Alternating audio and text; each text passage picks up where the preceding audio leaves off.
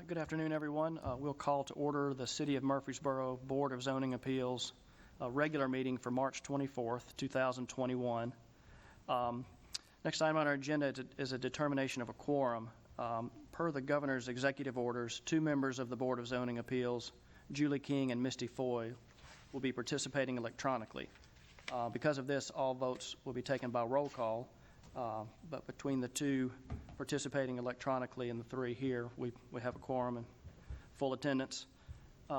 Next item on our agenda is a consideration of the minutes for the regular meeting from December 21st, 2020. Those minutes were provided to the board members. Are there any changes necessary to those? Hearing none, those minutes will stand approved as written. Next, we'll move to new business. The first item on our agenda is a special use permit request. This one's application Z21002 by TNT Fireworks, represented by Joey Rouse, requesting a special use permit in order to operate a temporary outdoor vending establishment, in this case a seasonal fireworks retailer, in a commercial highway zone for property located at 4432 Veterans Parkway. Mr. Cooper, if you'd review this application for us. Good afternoon, Chairman Young, members of the board. The application before you is a repeat site for a fireworks tent at the location you just mentioned. The tent is in the same exact location that it was previously approved to be in. This would normally be accepted administratively and processed that way. However, we have a new applicant, Joey Rouse with TNT Fireworks, has taken over this site, so we have to go back before you. TNT has worked with the city in the past. They know all of our rules and regulations and will adhere to them. The fireworks tent will need to comply with the standards for any tent that are spelled out in the conditions of approval listed before you. So we ask that any approval of this site be subject to those conditions. I am here for any questions you may have, as well as Joey Ross with TNT Fireworks. Thank you. Any questions for staff at this point? Mr. Rouse, anything you'd like to add to the application? Just a pleasure to work with you. Okay, thank you. At this time, we'll conduct a public hearing. Is there anyone present wishing to speak for or against this application? If so, if you would come forward and give your name and address, and you can provide us any comments you may have. Seeing none, we'll declare the public hearing closed and open the floor for any further discussion or motion.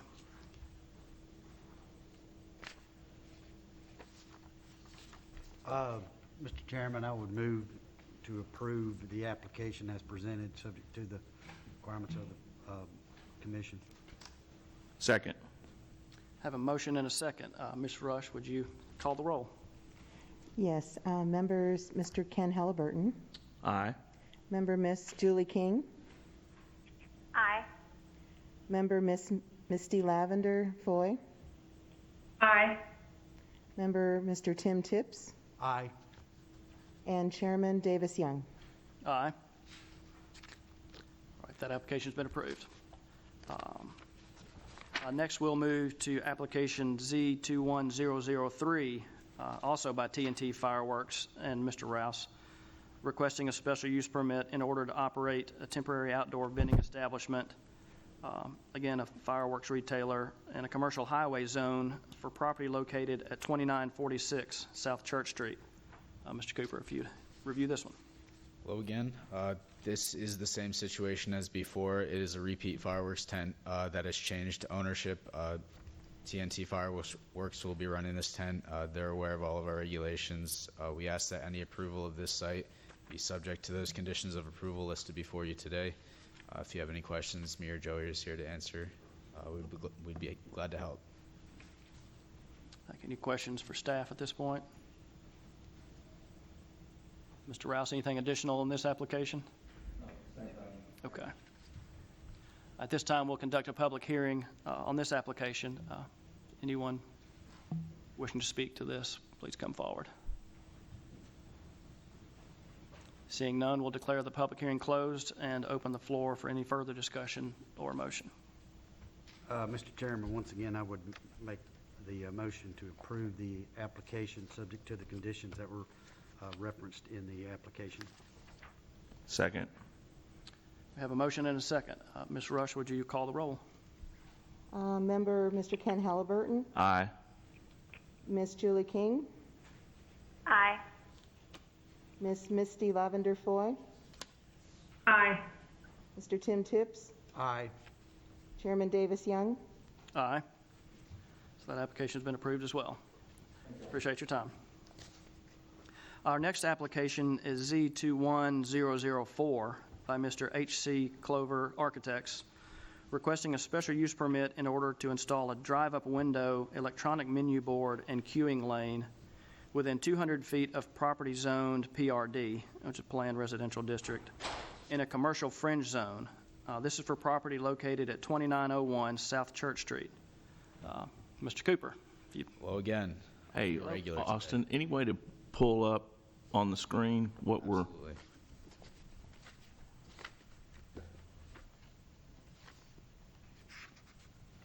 thank you. I'll get there eventually. Would you like the site plan for it? Sure. Okay. So there's the location. The site, as you mentioned, is zone CF.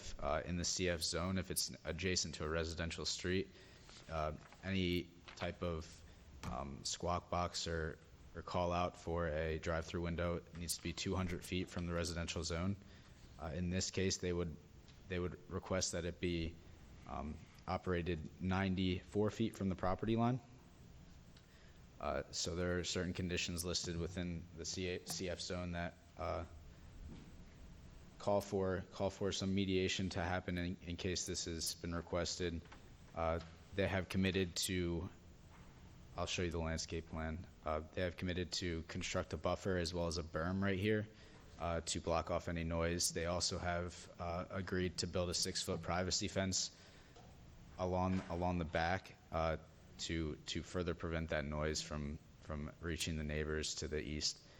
They have also committed to wrapping this around further through a neighborhood meeting that they had with the neighbors, further showing their willingness to comply with the regulations. The use for shopping center and retail center is allowed by right in the CF zone, so that's not what we're going over today. We're mainly talking about the drive-through lane and the squawk box, if you will. I'll read off the conditions of approval just so we have them down on the record. The applicant shall apply for and obtain approval of a site plan prior to the application of a building permit. The site plan shall incorporate a landscape buffer type D with a berm along the east property line. The site plan will include a solid opaque fence, minimum 6-foot height along the east property line in addition to the type D buffer. And the drive-through window shall be closed and may not be open or operate between the hours of 10 p.m. and 7 a.m. daily. If you have any questions, I'll be here to answer, and I'm aware that we have a few representatives of the design team as well, if you'd like to speak with them. And again, I ask that any approval be subject to the conditions that I just mentioned. So Austin, 2 questions off the bat. Absolutely. I'm assuming that the I want to say squawk box, but the menu board is at the rear of the building, so on the east side. Yeah. All right. And then, do you have any idea what the setback is with respects to, or the better question is the nearest house to this property line? I know we're saying this is 90 feet from the line, but what about the houses that are adjacent to it? Does that make sense? Yeah, it makes sense. I do not have that number in front of me. I do. Okay. Yeah. He can address it then. Yeah. Do you have any other questions for me while we wait for that one? No, I'm done. Yes, sir. So, according to the regulation, this has to be 200 feet 200 feet from And- the property line or from the... from the property line of the residential Okay, area. so we're 94 feet. Yes. Okay. That is the request. To the north of the property is the fire hall, right? The north is the And to the south is a retail center. yeah, Dunkin' Donuts. Okay. And so this has been in a CF zone for quite a while, has it? Correct. Okay. Obviously, these houses to the east have been there prior to that. Yes. And so we're looking at the impact to roughly 3 homes right behind. There's about 4 homes that would be immediately affected. Did you mention that the special, or the relief is for the drive-through lane or the squawk, just exclusively the box? Exclusively the menu board, if I'm reading that correct, Marina. Okay. The special use permit is for the reduction in the distance. So it's not really a variance because it's allowed by a special use permit. So if their drive-through lane and their box was further than 200 feet away, you wouldn't be seeing this application here today. So this is strictly because of that reduction that they're asking for. And so the applicant's has to prove to you that he's done his best effort to mitigate any potential impacts from that noise and drive-through lane. Does that make sense? Yeah, that's Strictly that the makes sense. variance because of the distance. It's not a variance, but it's varying from the standard, yes. I remember a drive-through on Cason Lane, maybe a Dairy Queen, something like that, that had the same sort of thing, was really up close. Does that help us any, or what do we do there that might apply here that's an experience with what we tried or what we did in that? I think as before me, so you're saying there was a residence. There was a case on Cason Lane, there's a drive-through, and I think they had, as the site plan developed, they had to adjust where the box was going to try to help in that situation, but I don't remember, I mean, it was No, I recall that also. pretty close. I, And whether that satisfied the noise issues, or if anything came of it after it was.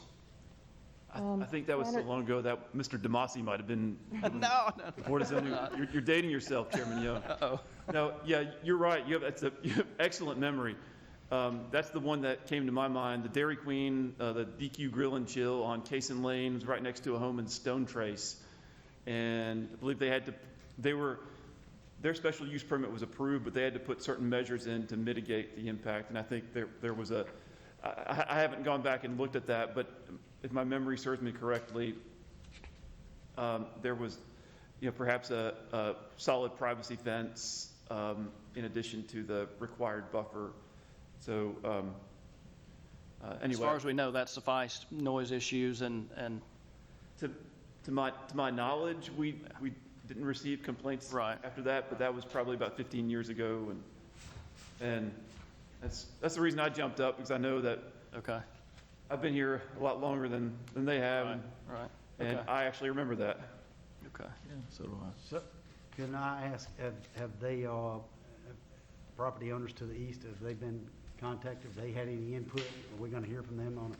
So Public hearing part. we had requested that they set up a neighborhood meeting with the adjacent property owners, and they did comply with that. They had a meeting, and I'm sure he can, last Tuesday, and they supplied us with the information from that meeting, including the neighbors' concerns, some of which were not handled with this application in particular that we can go over with the site plan submittal, but we believe that the buffer and the berm and the fence would ease many of the concerns of the residents. I just wanted to clarify that the type D buffer is required by the zoning ordinance to buffer for the CF use from the residential use. The berm and the fencing that's proposed by the applicant is in addition to those things, and that is what they're using as mitigation for the noise. Okay. Any other questions for staff? So to go over your question, the closest house is about 140 feet away from the Property line or from the? house. The box from the box to the house is 140 feet, Okay. closest house. Not the property line. Sorry, Not the property line, but not the property line. house. 94 feet from the property line.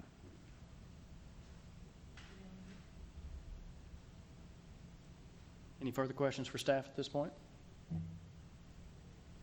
Thank you, Mr. Cooper. Would you like to come to the podium and provide us some comments? Anything you'd like to add? Henry Clover. And do you mind if I take this off so I don't hyperventilate?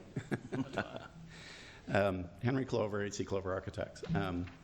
Very happy to be before you today. This is a CFT project, which is the parent company for Panda. Panda intends to open and operate here. They're both very strong companies.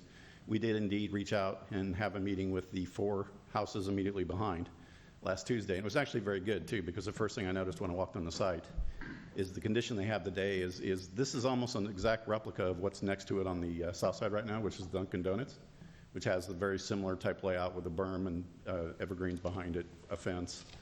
Can I ask you a question real quick? Yes, of course. The Dunkin' Donuts, is the box in the back, in the rear, or is it on the side? It's on the rear. Okay. The drive-thru's on the side, so it's All almost right, go exactly. ahead, I apologize.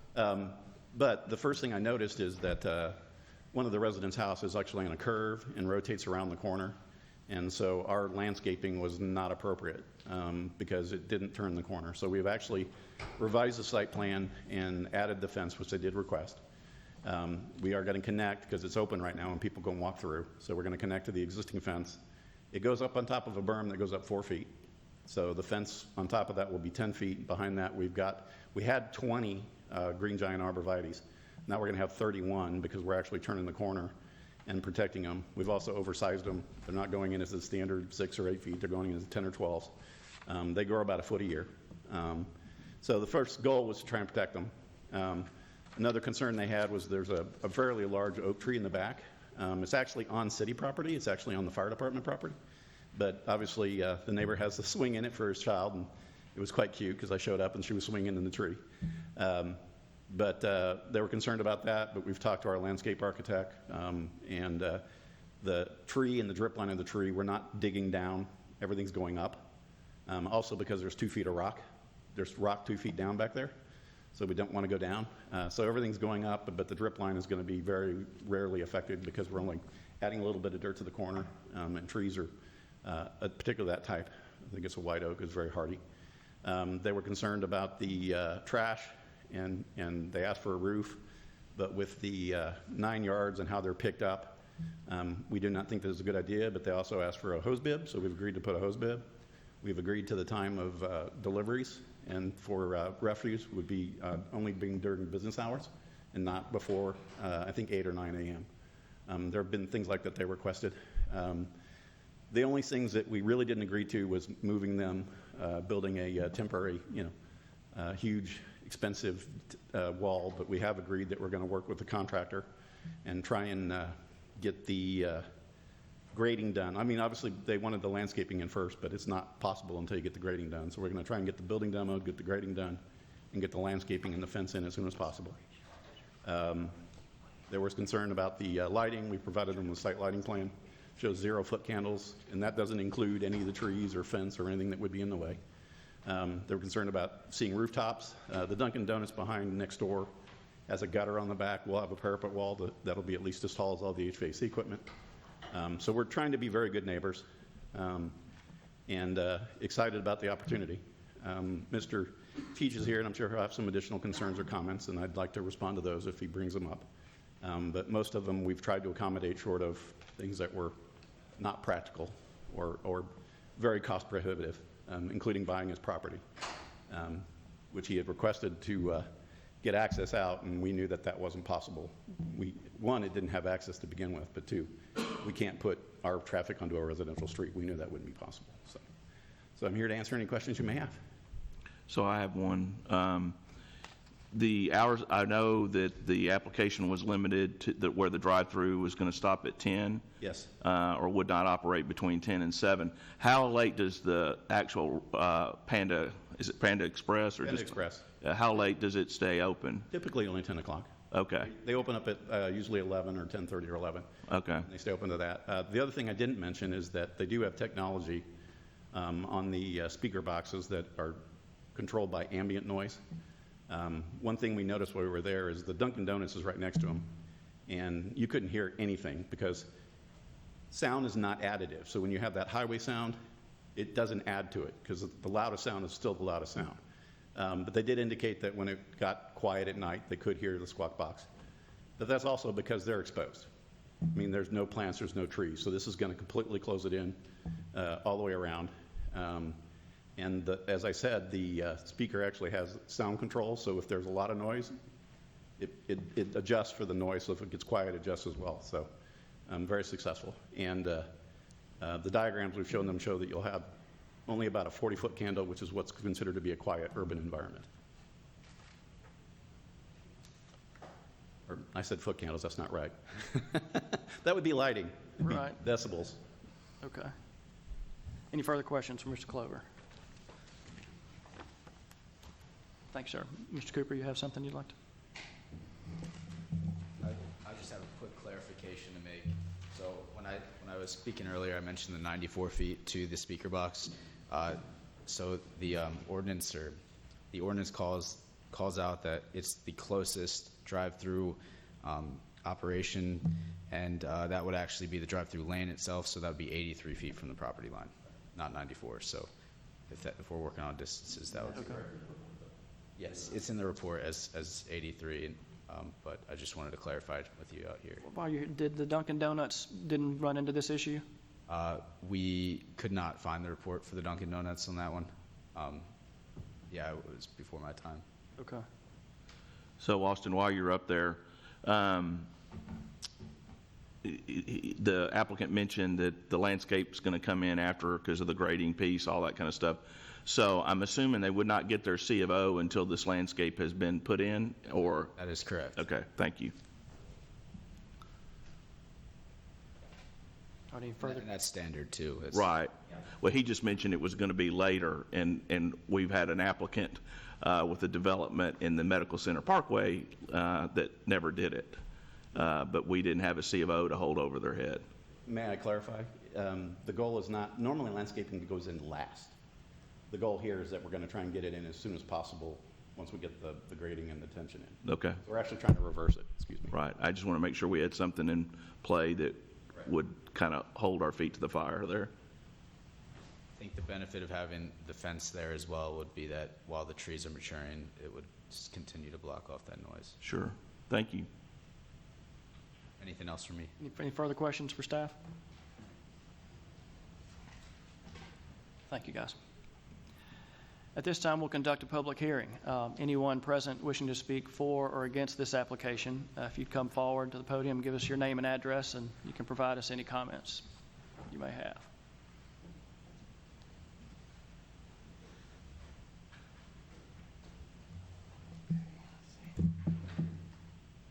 I'll take this off. Sure. Good afternoon, Chairman Young and Board.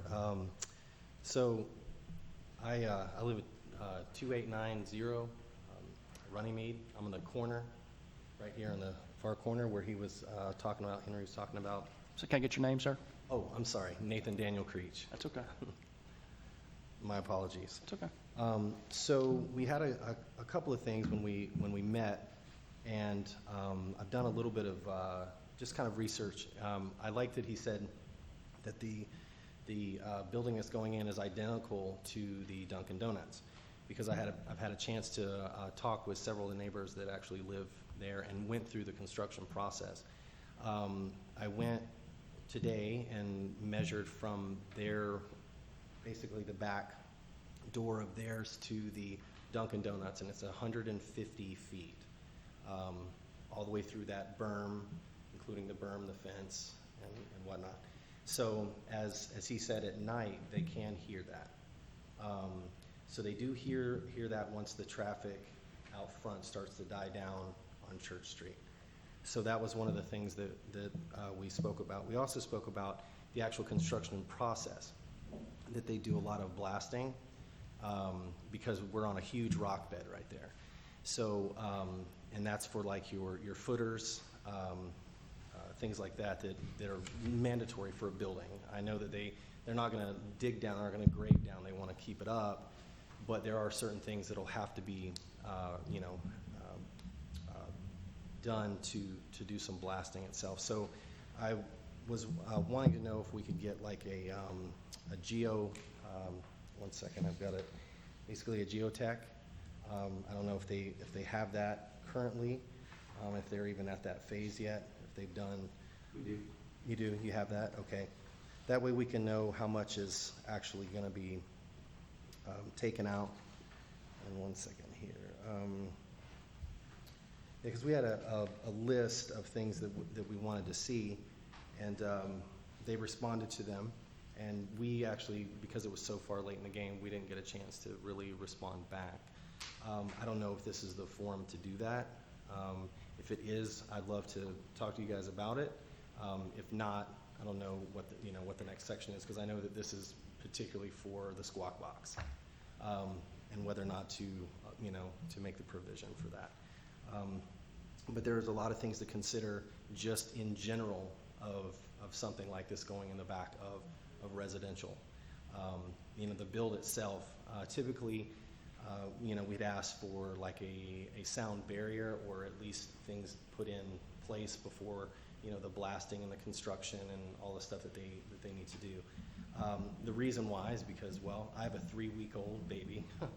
I also have an 8-year-old and a 10 and 11. So I've got kids, and currently right now the standard for construction is what they call a silt fence, and it's basically just a mesh fence that kind of helps with erosion. It's about 2 feet high.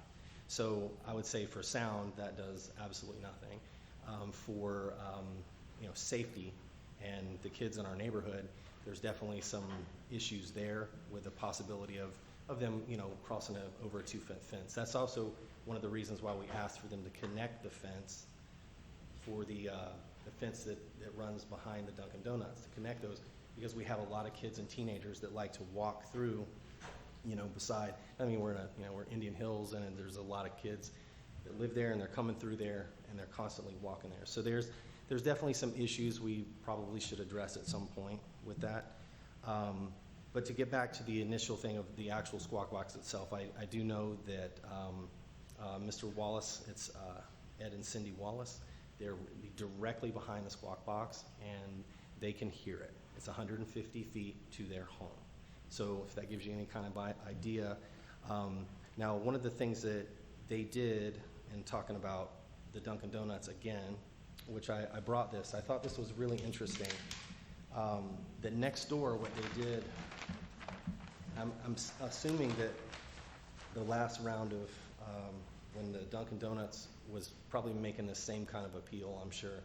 One of the things that they came to was where the property line sits right here, with this dark lines right here, there's actually, they put a provision there of a 20-foot buffer area. So there's a 20-foot buffer area before they started the berm. With this particular setup, it's not. It's right on. It's backed up right against the line. Also, they show the fence that they're going to build, and all of the foliage that they're going to put in there is going to be behind the fence. So my question is, landscaping, like taking care of that. Are they going to go behind there and get behind that fence to do some of the landscaping and things? So these are just things that we're kind of on our mind, that we talked about, that we didn't get to ask these guys, because again, we got our appeals in like Monday, and then Tuesday they got us this, and then here we are. So so that was one of the things that we wanted to talk about, was making, if you want to make it identical to the Dunkin' Donuts, then give us that 20-foot leeway, then start the berm, then go with that. I was thinking, well, maybe, that would make, you'd have to move the building forward. There's 81 parking spaces, and according to your code, there only needs to be 46. So that's something to think about, that the Dunkin' Donuts actually doesn't have a row of parking in the very front of their building. So they could actually move that building forward probably another 13 to 15 feet. Just something to think about, to add to that, as far as the squawk box and the distance, things like that. And then we were also asking for things like seismic sensors for if they do blast. One of the things that, and I was trying to get a letter from the neighbors that are behind the Dunkin' Donuts. They actually, believe it or not, they had some windows to the 2 neighbors down. They had some windows that had gotten blown out from the blasting. So these are things that we were concerned about, that, we're on a rock bed, and the vibration and things like that. So we would ask that there would be, that it's not really even asked, like we need seismic sensors in there every 50 feet to show that if we have property damage. These are $400,000 homes, you know, and I mean, that's not the most expensive home in Murfreesboro, but it's definitely not the cheapest. So, you know, we would definitely want during the construction to have, you know, some security there that if a blast does happen and there's some windows shattered, there's, you know, our actual homes are made from wood and they're brick wrapped, which is very easy to, you know, when you have cracks and you'll have a lot of fascia problems. So these are things that we've, you know, that we're asking. And again, I don't know if this is the opportunity to, you know, to ask those kinds of things because it is specifically for a revision of the squawk box. But we have, you know, some other concerns, just, you know, that we put together. And by the way, I am representing all 4 homes. Shirley is actually here, or over there. She was able to make it, but the other 2 were not able to make it today. So they've let me represent us all. So, Okay. yeah. But if you guys need to see this, where they made that, you know, they offset it by 20 feet, which was amazing. That was something that when I spoke to the Wallaces this morning, sat with them, had coffee, and they were kind of telling me what was going on. She was like, I think she had PTSD over the whole experience, to be honest. She said she had the fire marshal out there about every other week with the blasting, and they were shut down like every 2 days. And I mean, it was quite an ordeal for them and the residents. So I just want to go into this if you guys decide that, you know, that this is the way, because I don't think, you know, killing progress is the way to, you know, terminating progress is definitely not the way to approach anything. But at the same time, being mindful of, you know, $400,000 homes that are backed up right up against that, you know, our property values and resale and things like that, it's definitely to be cause for concern. And then safety for the kids that are in the neighborhood, including mine. And then sound for, you know, things like having a 3-week-old and definitely our, you know, the other neighbors, you know, they spend a lot of time on their porch. You know, that definitely, that plays into being able to use those anymore. You know, we've got to make sure that there's some provision. So that's pretty much all I've got. I know I just kind of was a big, long run-in sentence. I apologize. First time I've ever done this. I'm nervous, so It's all right. Put it out there right now. Appreciate your time. Let's get through the public hearing. Let's get through the public hearing. Let's get through the public.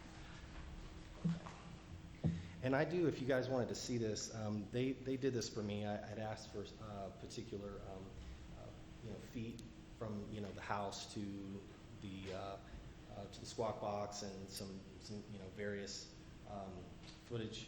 So I have it here. If you guys want to like just take a look at it, it's pretty, you know, it's very clear on how far the distances are from the actual front of the homes. Now, with this, they didn't put at the back of where our actual property line is, but I was looking at it more like, hey, if you're sitting on the porch, what are you going to get? If you're at the back of the property, I mean, I don't, you know, I wasn't as concerned about that personally, but that's something I would definitely have to, you know, talk to the neighbors about, because I don't know how much they use, you know, the back of their property. So. Okay. All right. Thank you, sir. Thank you, guys. Appreciate it. Anyone else present wishing to speak to this application? Sure, if you mind coming to the podium and give us your name and address. Excuse me.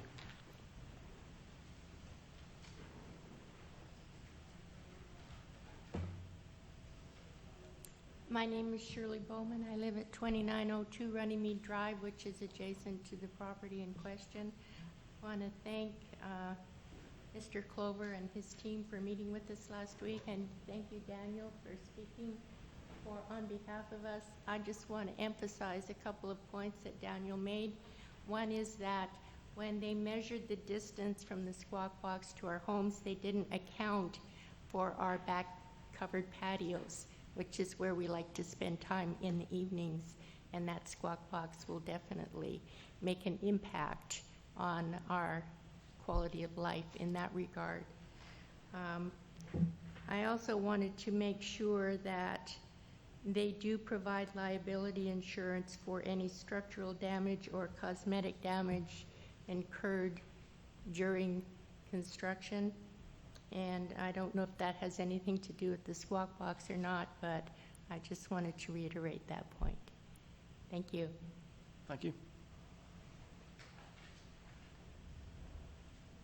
Is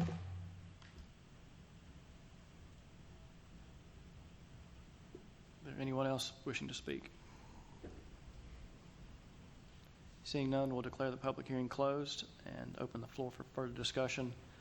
You want to try to address some of the questions that you can? Yes, a lot of these were in writing and I'd already given to the staff. Basically, we had met with them last Tuesday and we had a meeting notes, and then, as he said, we got something additional from him on Monday and responded to it Tuesday. So, and there are a couple things I maybe didn't make as clear.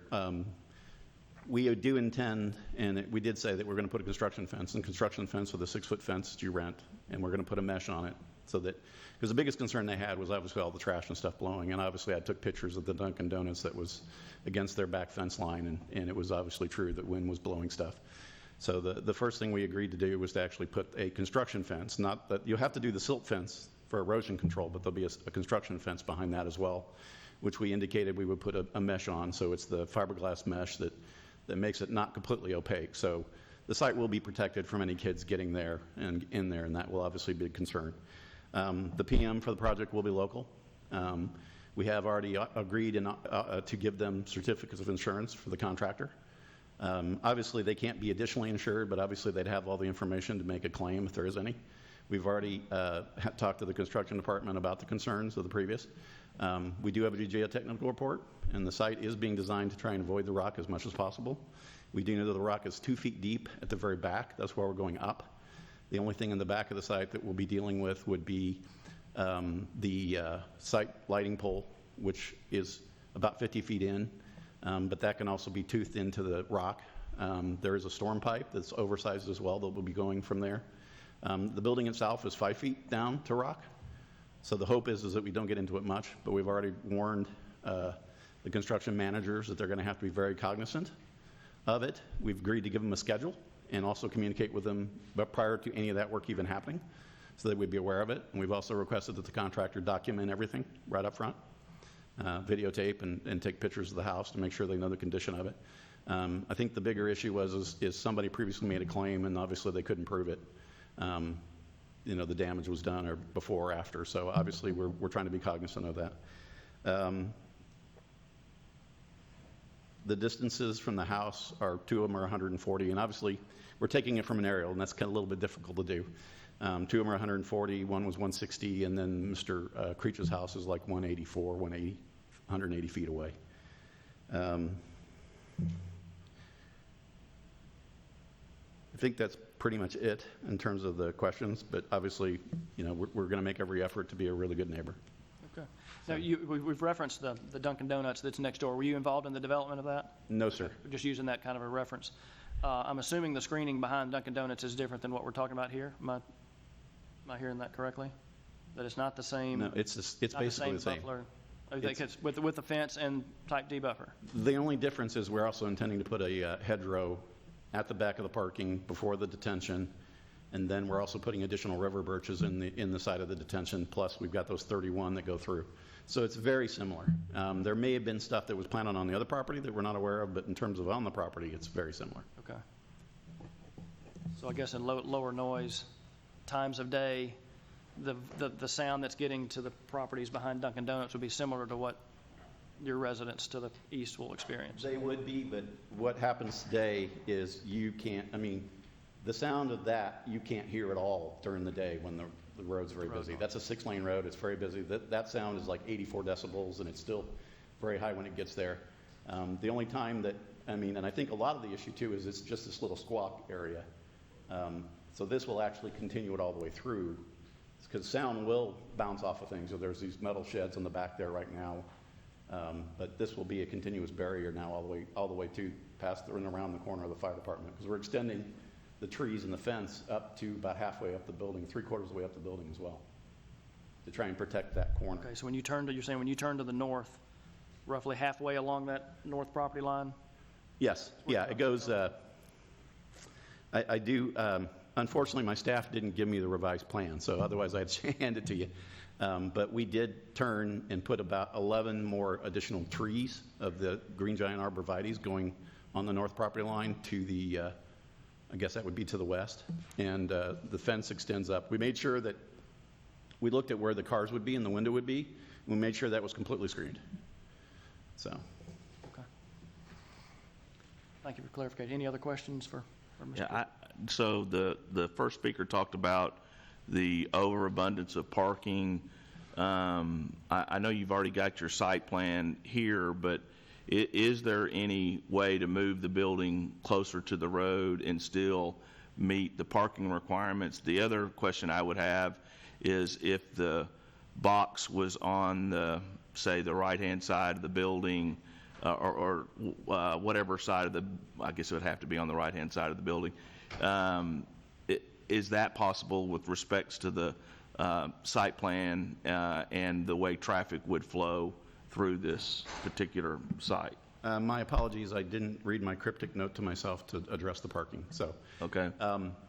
he indicated 46. That's if this building's entirely retail, and it's not. I mean, the Panda alone will require 34. They typically want 45 to 50. The total requirement of the building, if there isn't any other restaurant, would be 64. If there's another restaurant user, it's 84, which is the number of parking stalls we have. Okay. So we'd have to obviously cut the building down considerably to accommodate that. The layout of the drive-through is actually pretty important in terms of the number of you have in front and behind the queue. So if you moved it all the way to the other side, you'd be stacking cars back out toward the street, which would not be good. We don't want to So do you that. really want it in that midpoint of 5 before and 5 after, Okay. which is where it's located. Any other questions? Well, I'll ask it again. I guess, from what you said, you don't foresee the ability to move the building forward to accommodate the neighbors. Not move it without losing parking and reducing the overall size of the building and taking the economy of the building out. Just as it is. I mean, Yeah. it looks like according to the scale, that the codes require for this project, a minimum of 64. Yes, minimum. And it would go up if there's another food user in Well, there. no ifs, Yeah. if, the project as it is proposed requires 64 at a minimum. At a minimum, but we've got an either or. They're trying to get another restaurant, small user in there, but that would require 84. Okay. Very good. Just wanted to clarify a few things on the city's side of the things. In regards to the blasting, that's really about the use, and use is allowed by right in the CF zone, except for what we're talking about right now, which is the speaker box. I took a picture here. Is a pretty poor picture of the Dunkin' Donuts landscaping buffer. As you can see, there is a fence back there, and it wouldn't. I believe that it was a staff oversight that this did not have Board of Zoning Appeals approval at the time. So we're obviously looking to mitigate that here. In terms of landscaping maintenance, I believe the gentleman who spoke earlier had concerns about accessing those trees from behind the fence. We like to keep the fence on property owner side and allow the trees to be seen from the neighboring properties. I don't mean to throw Brad under the bus here, but if you could, in terms of what you've seen, people landscaping the back and maintaining it on the other side of the fence. We usually ask that they add gates along the fence that provides them access to maintain their property on the other side. So they are made aware that area will need to be part of their maintenance routine and provide access to it. One of the gentleman's concerns that he had mentioned in the neighborhood meeting that we were given a copy of is that the maintenance of the trees and making sure that they last. We do a 3-year maintenance bond, if I'm correct, Brad, that requires them to maintain those trees, and then we come back and reinspect 3 years later and make sure that they're all still in good shape and thriving. So that's something that we also can accomplish for the residents. if you have any other questions for me. Any other questions for staff at this point? Yes, I do.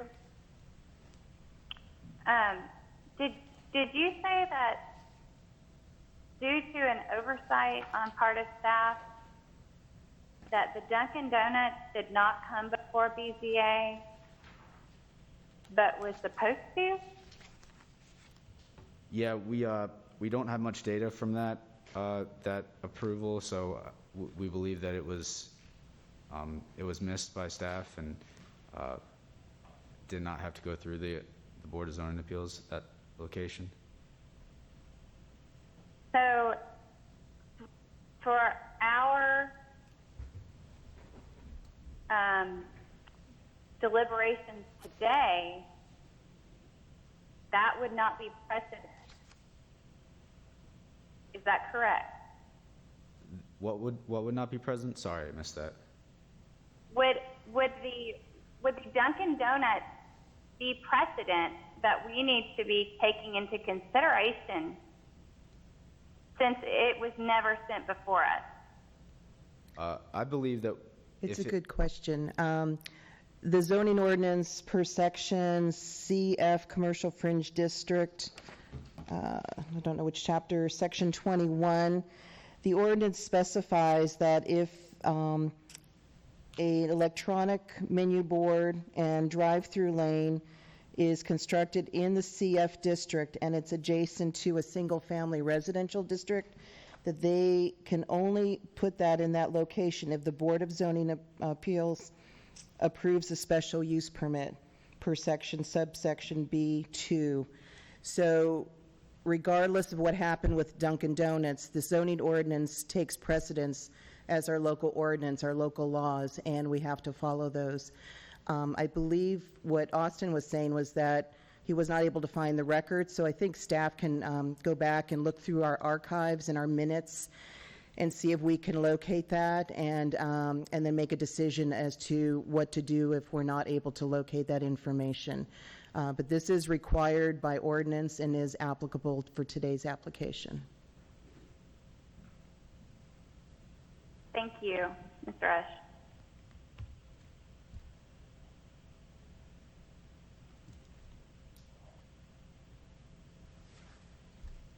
But we said the buffer that's there at Dunkin' Donuts is similar to what we're putting in here.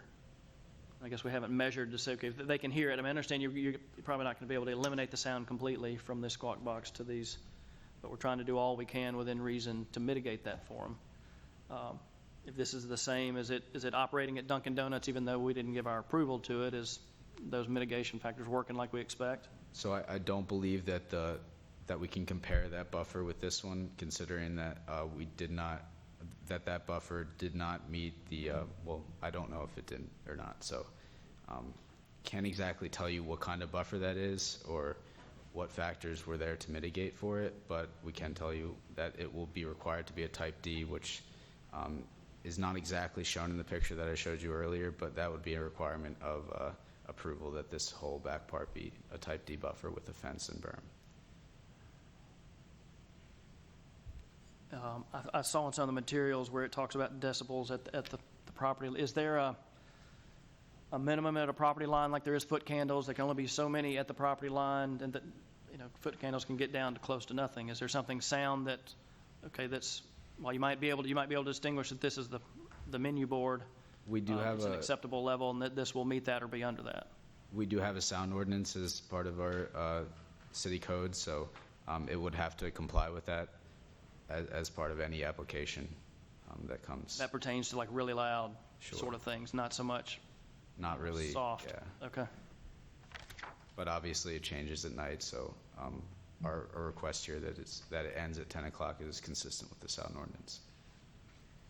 Okay.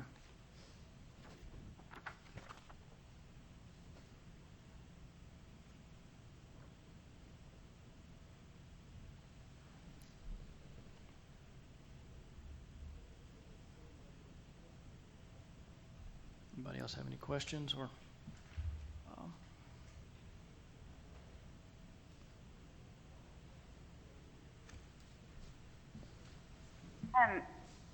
Could I also ask, just for clarification, if for whatever reason the Board of Zoning Appeals did not grant this special use permit, that does not mean that we would be taking away any construction that would occur on this property, correct? The use is allowed by right. What's under consideration right now is the drive-through apparatus that would be in association with this application. So any concerns of the neighbors with regard to construction generally, or the property having built businesses or even a restaurant, are not under our consideration today? That is correct.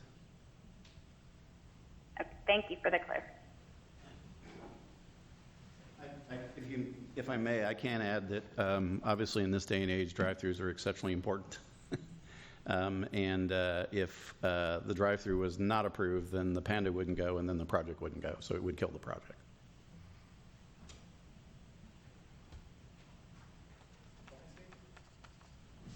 I'll allow it this time, but make it brief if you don't mind. Absolutely. I just wanted to go back to, and this would be where you asked about the movement of the buildings. In your Appendix A zoning chart 4, parking code for shopping centers in a community, for each 300 square feet of FA plus 3 qualifying spaces for each drive-up window or drive-through lane associated with a non-restaurant use, and 10 for spaces for each drive-up window associated with a restaurant use. I did the square footage, which is 9,218 feet of this center, and that leaves 37 parking spaces with 10 additional for the drive-through. That's 47 parking spots. So that There can be lots of caveats. I believe our staff may be able to help for sure clarify what's needed for this one. okay, but yeah, I wanted to clear that up, and also too with the where they were talking about the Dunkin' Donuts, they did allow for, as I showed you on the plans, there's a 20-foot buffer before they even start any of the berm or anything, in that. So they took the property line. You had the 10 feet for the easement, and then it was 20 feet, what they called like a buffer, and it's on the plans. So if you guys wanted to see those plans at all, to show that to where that property line actually starts. So, and that's why I think the Dunkin' Donuts, they don't have parking in front of their retail spot, not right up against the door. That whole row is not there. So give you guys just an idea of how that looks. And I also have pictures of that berm and the current way that's being blocked for their squawk box. If you guys want to see it, it's on my phone, but I don't know how I would do that, but if you guys wanted to see that, I have it. Thank you. So to respond to the parking calculations, for commercial centers, there's only allowed to be 35% of the building allowed restaurant use. I believe what they are proposing would exceed that. So when that happens, we have to do parking calculations for each individual use based off the square footage within that tenant space. So that's why they can't use the commercial shopping center use for this property, just for your information. Okay. Now, with parking, there can always be except when this happens, except when that happens. So, Exactly. all right.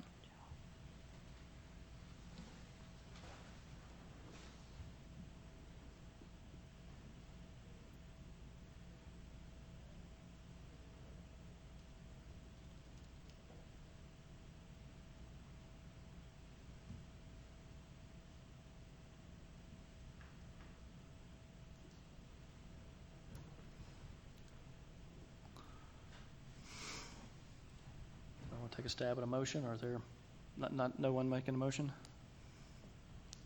I mean, I'll just make a comment. I'm not ready to make a motion. This one's just a little difficult. We've got a standard of 200 feet from the property line. Of course, that's why you're here. That's why we're here, is to address the whole, I think we can address the construction piece. I think these folks could agree to put seismograph measures, even on the 4 houses, because you're probably going to have to do it on one anyway, just from what I know from a blasting standpoint, if you even have to do that. So the construction side of this, which we wouldn't even be considering as part of this application, I think a lot of those things can be taken care of up front. What's the long-lasting part is the squawk box, and that is something that these 4 folks will be dealing with for a long time. You know, I think as the applicant, you're trying to do everything you can do to mitigate, at least with the property line and the buffer. But it's a huge, you know, we're in essence cutting the variance more than half. That's the difficult part that I have, and I get the way this thing's laid out. My family spends a lot of time in the backyard of our house, and you know, we hear we've got an ambulance station within a mile of our house, and we got a busy street next to it. We hear all that, but I'd hate to add to these folks' noise pollution based upon them wanting to enjoy their backyard. So I'm having a difficult time with this. I agree. And likewise, I just want to say, I think the applicant here, with regard to construction, has attempted to do all that they can to protect those neighbors. And again, you know, that's a temporary thing. It's over and done in a matter of a few months. But the long-term thing is that, I mean, we're not talking about needing a variance of 20 feet or 30 feet. You're talking about a variance, like Mr. Halliburton said, that's over half of what our regulation says it needs to be. And, you know, one of the neighbors there made some very good arguments, but then likewise agree with the applicant with the location of the box. Now, you know, the number of restaurants, I mean, you've got one, and I think I understood from our planner that this project, even if you reduced the number of spaces, parking spaces in the plan, that one would be acceptable, but another restaurant wouldn't. I think they would have to have a special use or a variance on that. Is that right, Austin? For 3 restaurants instead of 2, you mean? To add another restaurant as it's projected? So it would just be part of the parking calculation. I don't know those exact numbers of whether it would be just the Panda versus the Panda and another restaurant. I don't think there's room for another drive-through. They're at their limit. Not for another drive-through, but a freestanding restaurant. It's a freestanding restaurant, then those parking calculations are based on seating or gross floor area, whichever is the greater requirement. Okay. So it would not go down to the 47. I think that right. But yeah. there is looks like with the site plan, there might be some room for improvement that would at least make this a little more palatable, I guess, if that's a word. And I can't answer for the 4 property owners that have to deal with this, but at least moving it further away, that perhaps there could be, you know, some sort of compromise or agreement on that. So, but that's all I've got. And I'm not prepared to make a motion. Yeah, I agree. I guess that was the reason I was asking at the property line is this, we accept that a buffer and a fence will work to eliminate the friction at boundaries. It sounds like with sound, it doesn't necessarily, it's maybe next to impossible for it to end at the boundary and not affect the neighbors. So I'm following line, I guess, with the other board members that it's, and again, to echo their comments, your willingness to meet with neighbors and do the best you can in construction, all that. But it's, I guess for me, I'm not 100% clear or convinced that they won't have some long-lasting issues with the sound in the box there at the drive-through because we're shrinking it so much. that's kind of where I'm at it. I'm sorry, we kind of missed the chance for. Okay. I'm the civil engineer on the Give site, and your I name, work with please. Henry. And Your name. there's one thing that my name is Ray Flake from Civil Engineering Services. I'm the professional engineer that's doing the site. And I appreciate what you're saying, because I live in Fairview. I know the importance of protecting with the sound and all that.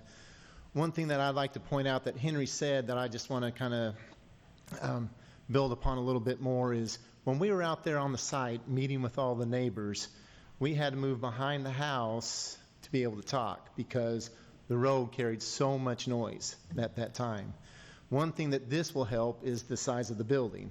Will be larger, which will be able to help protect them even down the road. So if you're thinking about down the road, this building is going to be a huge buffer for being able to protect what the biggest sound out there. It's not the squawk box, it's the street itself. And this building itself will be able to help protect them.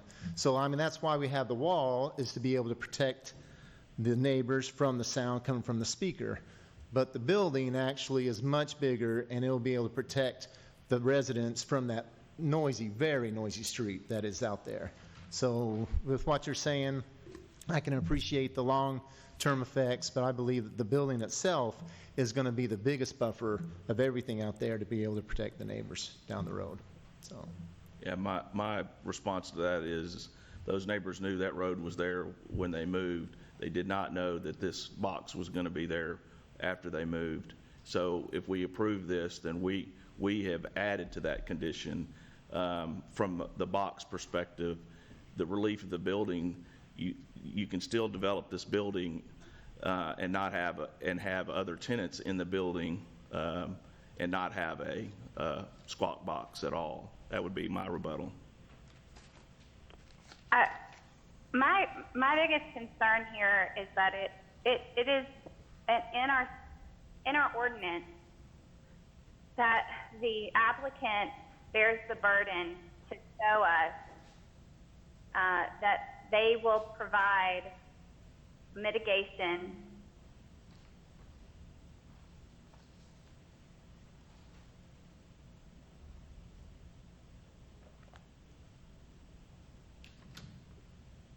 Ms. King, still there?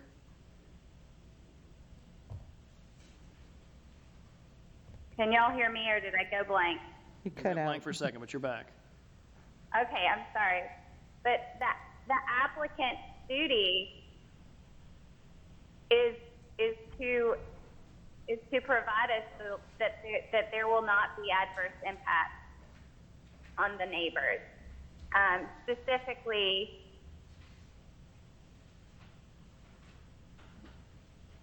I can read it into the record since it's cutting out. In making application sorry. to the BZA, the applicant must demonstrate that the drive-up window and associated queuing lane, menu boards, on-site circulation, and ordering system will not have an adverse impact on the property zoned RS, single-family residential. and thank you, Ms. Rush. And You're welcome. within the documents presented to us includes a decibel level of the speaker, stating that at the property line, you will have a decibel level of 44.64 decibels. I'm not sure if the highway noise is relevant because it's variable. And I struggle, despite understanding that there are other properties that have speaker boxes. I struggle with what's been presented to us includes an additional adverse action created by this property, if that makes sense. So, Ms. Rush, I've got a question. If we deny this application do they have an opportunity to come back with a revised plan at any point, or is there a timeline that precludes them from resubmitting versus If they revise their application, they can come back at any time? at any time. Because of what I was thinking about here is the whole deferment versus if motion was made to decline it, that if deferment was better, that we could try to work through the site plan itself and not have it where it's, more than 50%. I think what you're trying to do here, you're trying to work with the neighbors. I think you're doing the best you can based upon the plan design that you have now. But if there would be any way to make a difference in where this building was placed and where that box was placed, that we're not making a 50% variance, it's just tough. May I? Yeah. Well, I shouldn't say that. It's a group effort. That's fine. There's a couple ways to handle this, and in my world it's called a continuance, which basically means we work more, we come back and see you. I think you refer to it as a deferment. Obviously, they're very interested in being able to put a Panda here, and obviously, if there's not a drive-through, there's not a Panda. Right. Because obviously, in this day and age, it's been more than 50% of their business has been through the drive-through, and a lot of people think that are going to continue. But to clarify, I think special use permits are designed because it's designed to set up that if you become a nuisance, you can do something about it. So that could be considered. You could put stipulations on it because the other thing that's not tested here is that highway noise. I mean, when we're standing there on that site, you could not hear anything except the road, because in acoustics, for every doubling of distance, it drops 6 decibels. And so distance helps. But when you're talking about loud noises, it doesn't add. So if you've got something that's 74 decibels and there's 84 decibels coming from the highway, it's still 84 decibels. And so that's the reason when we're standing there, you couldn't hear anything. But the other thing that is unknown right now is it's also a very huge, wide open gap. The squawk box is really close to the corner. So they're going to hear it right now because there's nothing there. So in some respects, what we're going to do is going to mitigate a lot of the existing problems that happen today because of the Dunkin' Donuts, and they can only hear it when it gets quiet. So there are a couple things that I would propose. And understand when we put that diagram together and we're showing the distances, when it says it's 40 at the house, that is still open field calculations. That's assuming there's nothing in the way. So there's not a fence, there's not a berm, there's no evergreens. Those are obviously very calming. So obviously readings could be taken. So you could approve it with a stipulation that it has to be verified at a certain time and it can't exceed it, or we need to do additional items like build it bigger and taller. And there are sound things you can do. I mean, I've had to quiet generators before by putting in sound barriers that are absorptive. 2, we could take a continuance. We could continue to work if it's acceptable. I mean, obviously I can't make a commitment to remove parking because obviously the client is not here today. So I would have to take a continuance and find out that the case. And if we could move it, then it would move the thing 18 feet. But that would obviously preclude some square footage and their ability to lease it, but that can be a choice they can make. But I truly do believe that by the things we're doing, we're actually making their life better. Because they've got a huge amount of traffic noise, they've got a huge amount of noise, when it gets quiet, probably at 8, 9 o'clock at night, they're getting noise from the squawk box from Dunkin' Donuts. So we are a benefit. The question is it enough of a benefit to satisfy it? So I would agree to conditions that it's approved, but we have to prove that we're not, 40 decibels is what it's saying just in distance today, which is a quiet. 30 decibels is library quiet. So if we want to establish a condition that it can't be more than 40 decibels at their back porch, or the tenant has to do additional items, I can run that flagpole, we can take a continuance, continue work on it, see if they're willing to move the building. Because it doesn't sound like you're willing to approve it right now. So if I'm reading the crowd right. I think you probably are interpreting correctly. Chairman, just as I think a point of order with parliamentary rules, I think we can make a motion to approve it, we can make a motion to deny it, we can make a motion to table this action to a time certain if we chose, and perhaps instead of anecdotal data here that he's provided, if he can supply this commission and the adjacent property owners with some other hard data that at least would help them understand what what they're proposing to do and how that can mitigate the sound that seems to be, again, put aside all of the issues you have with construction, but dealing strictly with putting this box in to make this project fly. If they can provide, some documentation to help us all have a better handle of what the impact's going to be.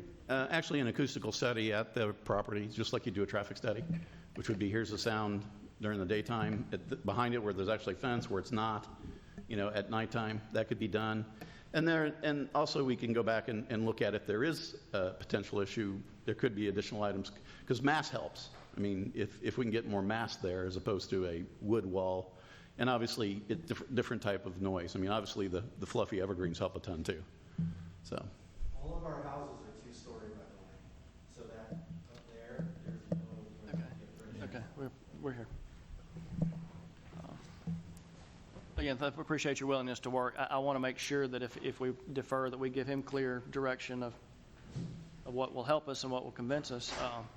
I pulled up the section of the Murfreesboro Noise Ordinance that pertains to sound amplification, and it states that sound amplification devices, which would be, in this case, the squawk box, maximum permissible increase in background noise sound level. So you're taking the existing condition, and then I don't know about the end condition once a building's built, because you're saying that may be reduced. But if you're looking at the existing condition today, it cannot exceed, and then it specifies weeknights between the hours of 8 o'clock p.m. and 8 o'clock a.m., an additional 3 decibels. So if you went 4 decibels more than what the existing is, then that's a no-go. Okay. But intermittent ambient noise can go 3 decibels more from what's existing. During all other times, which is 8 o'clock in the morning to 8 o'clock at night, you can go up to 6 decibel increase. I would think we could get an acoustical engineer to get out there and do a study. We've got an example today of the Dunkin' Donuts. We've got an example of a screening. It'd come very close to, and he can also probably calculate it too. So I would suggest that we do that, and if there are issues, we deal with it and get the neighbors' approval. Mr. Chairman, can I ask a question? Sure. Could you have that data supplied within the next 30 days or between now and our proposed next meeting? I would think so. I mean, obviously, I do traffic studies a lot with engineers, but I think we could probably find somebody, because this is just dealing with existing data, and it's basically getting out there and at the time that's specified. So we'll work with staff to establish the criteria for the study, and we'll evaluate it, and we'll also keep the neighbors. We'll continue to communicate with the neighbors. So, I mean, we do want to be a good neighbor. So. No, thank you. I think you've shown that. So. I'll make a motion we defer till with the hopes that we have this information by the next BZA meeting. I second the motion. All right, I have a motion and a second to defer the application. Ms. Rush, would you call the roll for us? Yes, sir, I will. Mr. Ken Halliburton, Aye. Ms. Julie King, Aye. Ms. Misty Lavender Foy, Aye. Mr. Tim Tips, Aye. and Chairman Davis Young. Aye. Again, appreciate your willingness to work with us. Our next application is Z21005 by Bethel Community Church, requesting a special use permit for an expansion of an institutional group assembly use, and this is to construct a pavilion in a single-family residential zone, RS10, for property located at 1503 Sulphur Springs Road. Mr. Cooper, if you'd review that one for us. Thank you very much. Bethel Community Church, represented by Matt Taylor of SEC, is requesting a special use permit to construct a pavilion. Sorry, I'm trying to get to the pictures. To construct a pavilion, trash enclosure, and ADA accessible parking adjacent to the pavilion. The church operates under an approved special use permit, which was most recently amended in 1998 They are proposing to add a pavilion to the west of the existing building to allow for outdoor church events. You might remember last year I came before you to discuss these portable classrooms. That's part of the school that also operates on the site. The proposed pavilion would be a total of 5,000 square feet, and at its closest, you can see it over here, 57 feet from the neighboring property line. They show a buffer here, but I believe, and after consultation with our landscape team, that the existing buffer we would want that to remain and be supplemented with this request. I'm going to read off the recommended conditions of approval. The applicant shall apply and obtain approval for a site plan that meets all regulations laid forth in the zoning ordinance. The existing tree buffer should be preserved where feasible and enhanced to meet the required Type C landscaping buffer per Table 2 of the zoning ordinance. Any new exterior lighting shall comply with the zoning ordinance and cannot exceed the maximum 0.5-foot candle at the property line. The site plan application review shall include the required photometric study and site plan that demonstrates compliance with the city standards. Any activities or events held in this pavilion are subject to and shall comply with the Murfreesboro noise ordinance, including any noise amplification equipment. Pursuant to the noise ordinance, the maximum permissible sound level restricted to 55 decibels between the hours of 7 a.m. and 10 p.m. and cannot be audible across the property between the hours of 10 p.m. and 7 a.m. They had proposed to have portable microphone and noise amplification device, but nothing will be permanently inside the structure.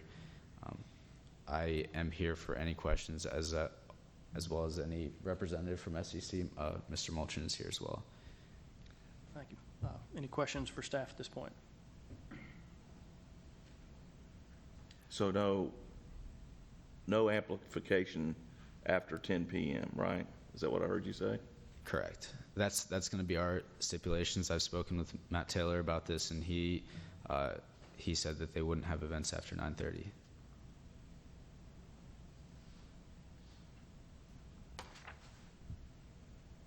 They're going to have a squawk box? It sounds like it. Because Not we may anymore. be here another hour. You're so bad. Anything else the applicant would like to add? There he is. Good afternoon, Rob Mulchin, SEC, on behalf of Mr. Taylor, who is out currently.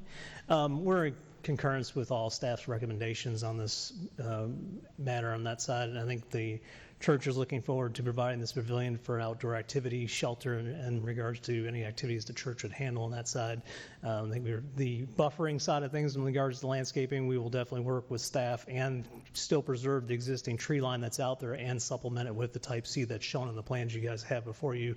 But we'll work that together in concurrence with the existing vegetation that's out there to help provide that level of screening that's required between the shelter and those properties behind us. So. Thank you. Any further questions for? Thank you. With these stipulations that they may have this outdoor amplification, have they given any indication of, hey, we may do this, hey, this is going to be quarterly, this is going to be, I mean, I guess it allows them to do it every day between these hours, but. Yeah, I mean, with this application, they would be allowed to use it within the hours permitted, so I wouldn't really go ahead. Hadn't indicated, okay. Yeah, All right, thank you. but they've given no indication on times. Okay. We'll get to the public hearing if you want, you can give us your comments. This time, we'll hold the public hearing. Anyone present wishing to speak for or against this application, if you'd come up to the podium and give us your name and address and provide us any comments you may have. Hi, my name is Erin Shaw. I reside at 1202 Garden Court, and I think you just answered my question, actually. It was in regards to the noise. And you said nothing after really 9:30 or 10 p.m. That's during the week, I'm assuming. That's a Yeah, little... that's, it doesn't have a specific outline for weekends versus during the week. Okay. Yeah, the only reason I ask that is because, you know, obviously working, you know, Monday through Friday, you know, have to get up at 4 o'clock in the morning, with noise being right, you know, right behind me, because it's literally right there, depending on where that location's gonna be. And pretty much, a lot of the trees have been already cut down, so there really is no buffer now. They've pretty much removed a lot of the trees, so I can kind of see right through and walk right through, so, yeah, 10 o'clock's a little bit late. I don't know if there's any way of reducing that to a little bit earlier, or is that a possibility? That time, the time you read and from the ordinance didn't seem to exactly jive with that, or did it? Yeah, because you said 8, remember you said 8 PM to 8 AM, which is great, This may be you know. different uses and have different decimal level time periods, but. The numbers that are associated with this condition of approval is from the noise ordinance, where at 10 o'clock, it reduces from, I could tell you from what, but it goes to 55 decibels at night, which is really quiet. I mean, that's the quiet time. And so for them to stop having any kind of audible, or, I mean, it's not just the electronic auditory equipment, it would be relating to any kind of parties or events that would be happening there. So that is the nighttime noise level in a residential zone. So they cannot impose on you. And they're all subject to the noise ordinance. It's citywide. So in terms of a squawk box, it did give a provision where you can go, I can't remember if it was 3 decibels above any limitation. So instead of 55, it would be up to 58 after 10 o'clock p.m. But the condition was requiring that all activities cease before that. Okay. The condition mentions cannot be audible across property lines at 10 o'clock. So as it's presented to us, it stops completely at 10 p.m. You shouldn't be able to hear anything at the property line. So. Pull up the table. Okay. Anything else? No, that was it. Thank you.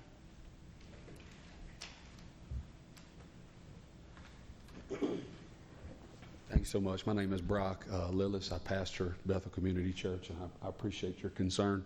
I'll just say to the board that most of the use that we'll be having for the pavilion from the church's side will be on the weekends, most of which will be after church, things like that. One of the reasons why we decided to do the pavilion was, COVID showed us a lot of things in church, and there was a long time that, we couldn't be inside of our building, but God's blessed us with a great 7.3 acres, and so we had a very generous farmer who was able to bring a flatbed hay trailer out to our property, and we set it up to where the sound would be trying to face away from the neighbors that are closest to there. And so on Saturday afternoon late, we started to just gather people to have worship in church outside because it was more safe for people. And it showed us how much of sort of a outside kind of a feel we'd like to have sometimes as a church, be it chili cook-off, hanging out together. We had food trucks. It was just a whole bunch of fun. And also, I would like to mention that the pavilion is really not just for our church, because we live right there around all those rooftops. If you go over to our church after school on any given afternoon, there's probably 15, 20 kids out there, hooping on our basketball goals. And so we're really trying to do this for the community. We want our property to be a place where the community can come. We're never going to put up gates and say you can't come here. We want to be a good neighbor to all of our friends there, and so we would abide by all the rules for sure. Thank you. Appreciate your willingness to help out. You can see our concern with the squawk box thing, that directing noise and when and times being sensitive, because it's looking at you got a decent sized property. It's over there by the couple of homes there. So yes, sir. For sure. Thank you. Cognizant of that. Thank you. Got one question for you. So I'm assuming the Redeemer School would be using this facility too during the day? We would sure give them ability to use that as well, yes. Okay. I would say that I've never seen them use amplification. Okay. In any of their things. But we would want them to be able to utilize that to maybe take the kids, instead of eating lunch inside, go out to the pavilion, whatever. Thank you. Yes, sir. Okay, anyone else wishing to speak to this application? Seeing none, we'll declare the public hearing closed and open the floor for any further discussion or motion. I move to approve the application subject to the conditions outlined by staff. I'll second it. We have a motion and a second. Ms. Rush, would you call the roll? Forgot about my job. Mr. Ken Halliburton, Aye. member Miss Julie King, Aye. member Miss Misty Lavender Foy, Aye. member Mr. Tim Tips, Aye. and Chairman Davis Young. Aye. All right, that application's been approved. Appreciate everybody's time. Our next application is Z21006 by Journey Home. They're requesting a special use permit in order to construct a mission and group shelter in a heavy industrial zone. This is for property located along the east side of Old Salem Road, north of Samsonite Boulevard. Mr. Brad Barbie's our planner, and Mr. Chairman, We'll I review. would like at this point to state for the record that I was contacted electronically by a member of the board of directors for this organization and about the organization and about the plan. And I just want to go ahead and just to recuse myself so there's no appearance of any ex parte communication or any impropriety. all right. Well, should we let people get settled, or?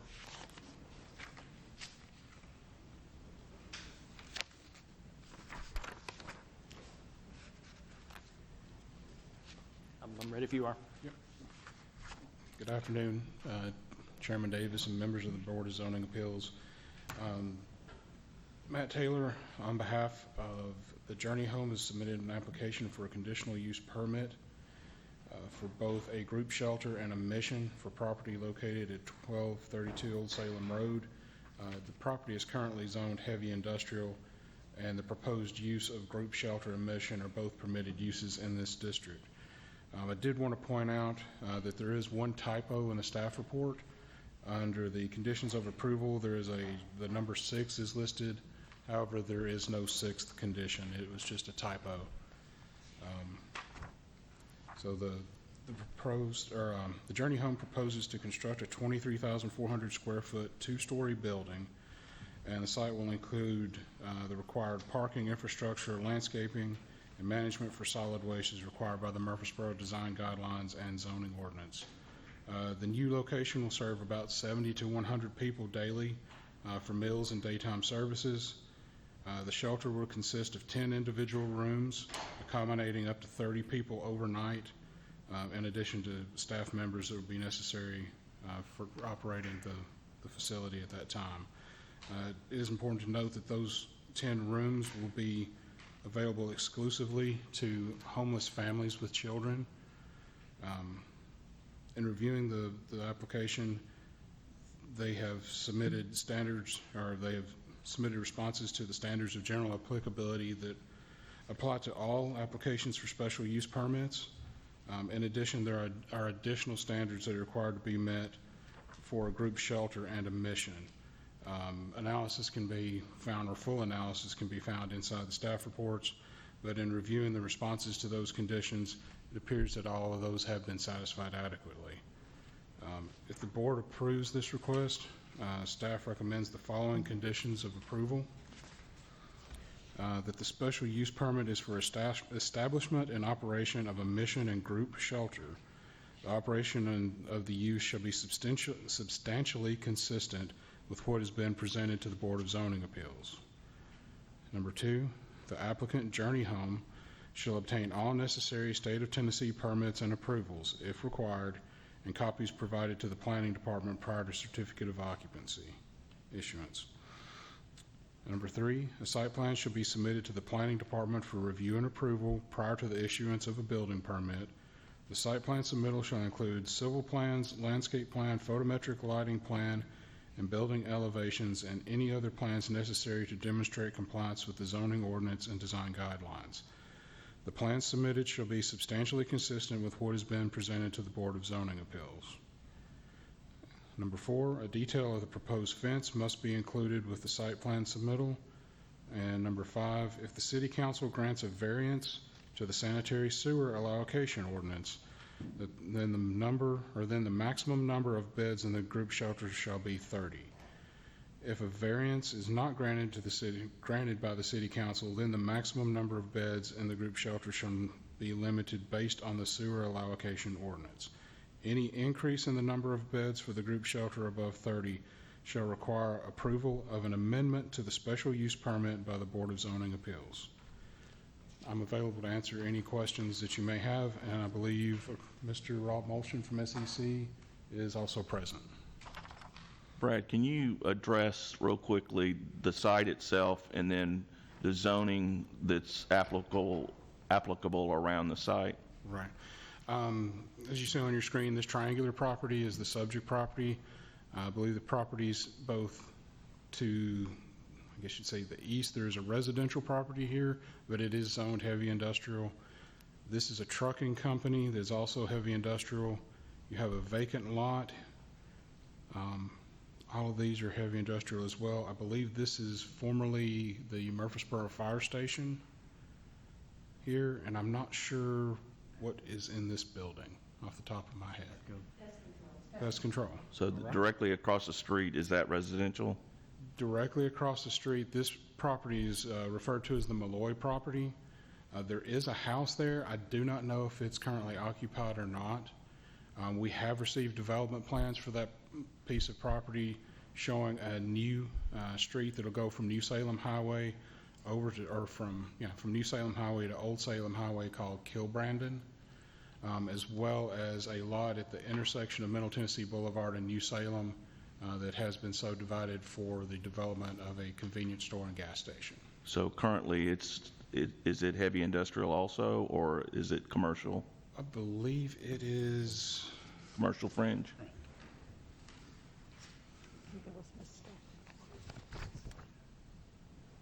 It's light industrial. Okay. Light industrial. Thank you. Okay. Thank you. Thank you, Mr. Plumley. Thank you. You're welcome. But there's a residence on the Old Salem at the right angle of the triangle. Yes, sir. Right here on your screen, there is a single-family dwelling here that is occupied, but it is also zoned heavy industrial currently. Okay. Any further questions for staff? Thank you, sir. Thank you. Anything the applicant would like to add at this point? Anybody from SEC?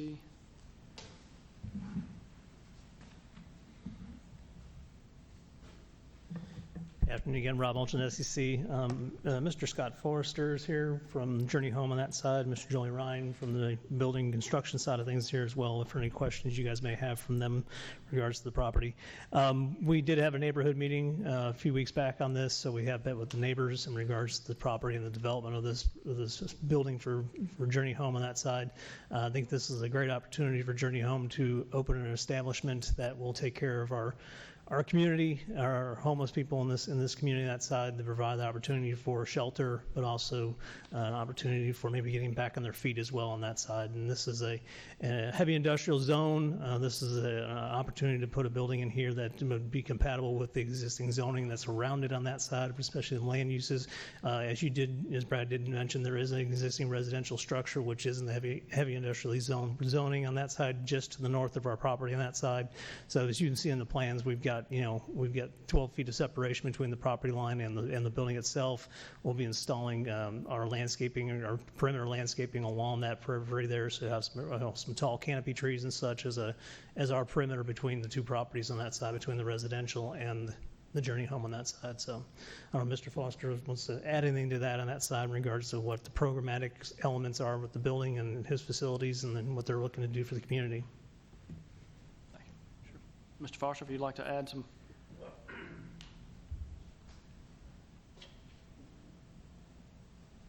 Thank you for the opportunity. I'm Scott Foster. I'm the director of the Journey Home, and I'm the guy who started it 15 years ago, I guess. But we looked at a number of properties throughout the industrial zones in the community, as well as some that were adjacent to those zones that we thought, might could get zoning approval. And this particular property is one that suits the requirements that we have very well. It's big enough to do all the services that we need and to provide the family shelter, which is a service that is in great need in our county. I started doing this 15 years ago, and we have 4 rooms, shelter rooms for families with children in our entire county that are not domestic violence related. Since then, we've had waiting lists and folks that we've had put in motels and other places, which is not very cost effective. And for 15 years, people have said, hey, we need to do this, but it's not been done. So this is something that's needed in our community, and we feel like this is a good spot. It's not right along a major thoroughfare. It's kind of off the beaten path, but it's still in access to all of the services that are needed. It's in access to Rover. It's in access to many things that our community uses. And it's also a spot that's not so large that we can afford it, and make this investment in our community.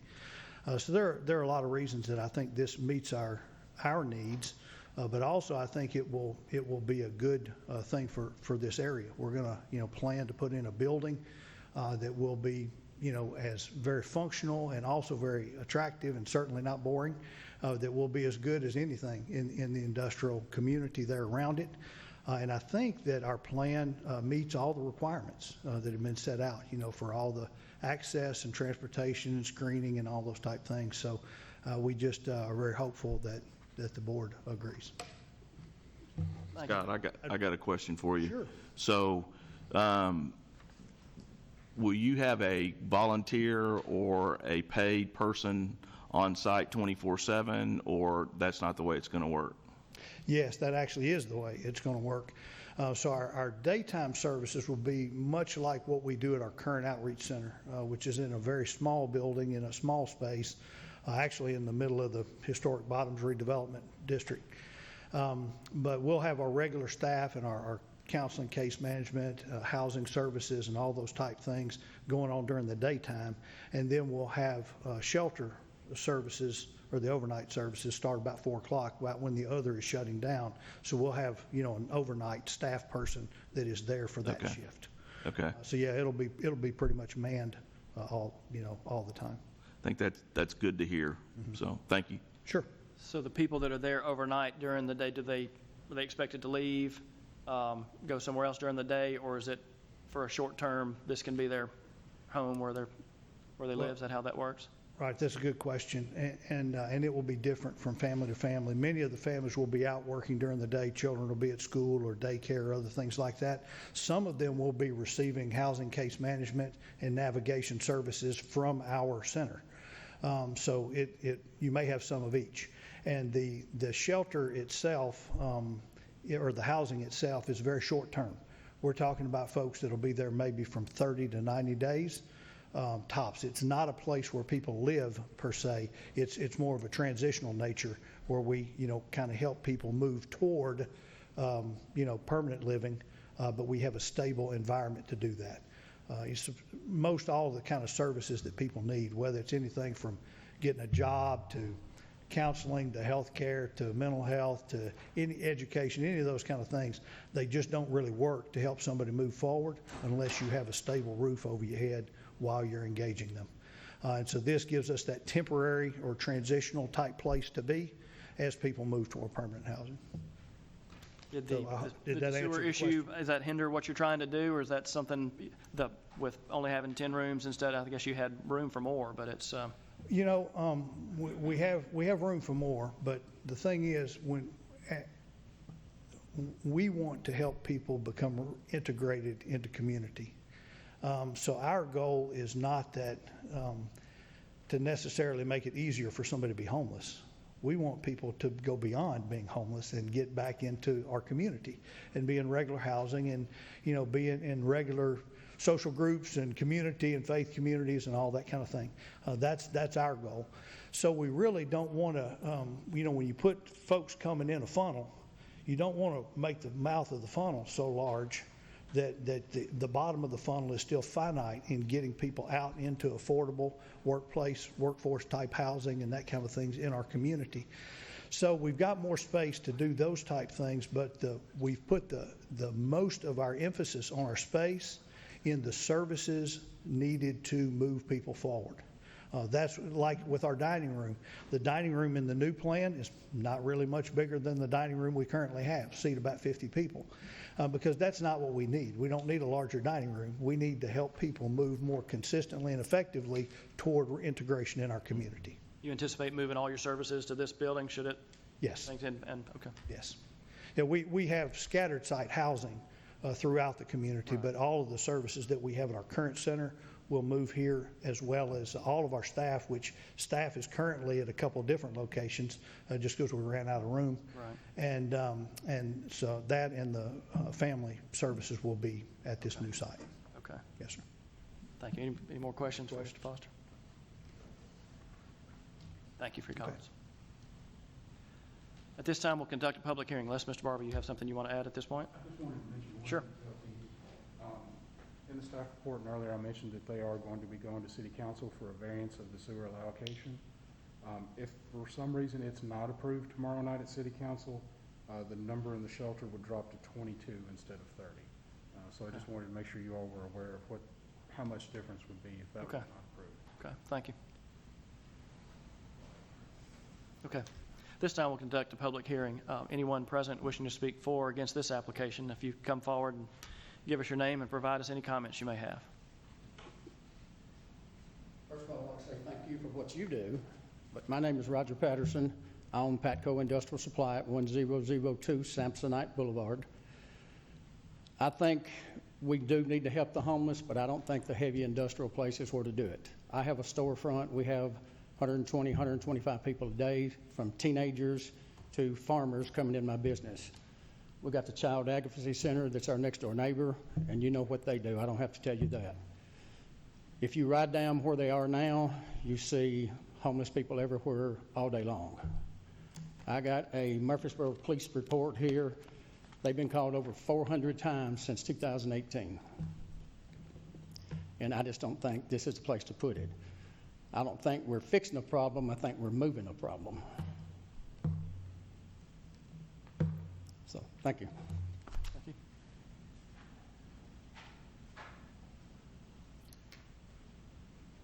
Anyone else come to? Okay, that's fine. That's fine. Y'all can meet at the podium. Good afternoon. My name is Jessica Wachek. I'm with the Child Advocacy Center, Rutherford County, and we are at 1040 Samsonite Boulevard at the old Murfreesboro Hall. I do appreciate what you do. We do know we work with that population as well.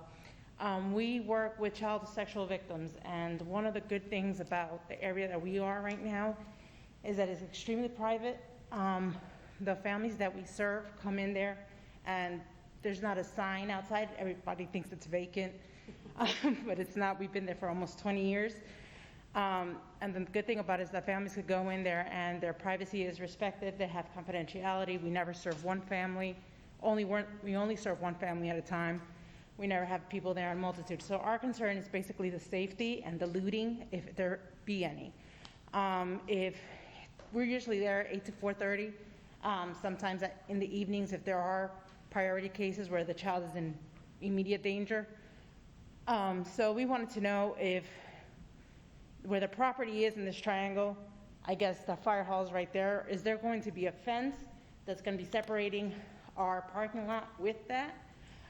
We've had problems in the past with the homeless trying to make a room in the back by our parking lot.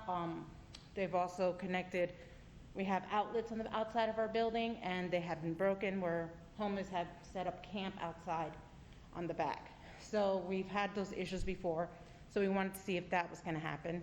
And another concern that we had is whether they were going to be standing outside or anything like that.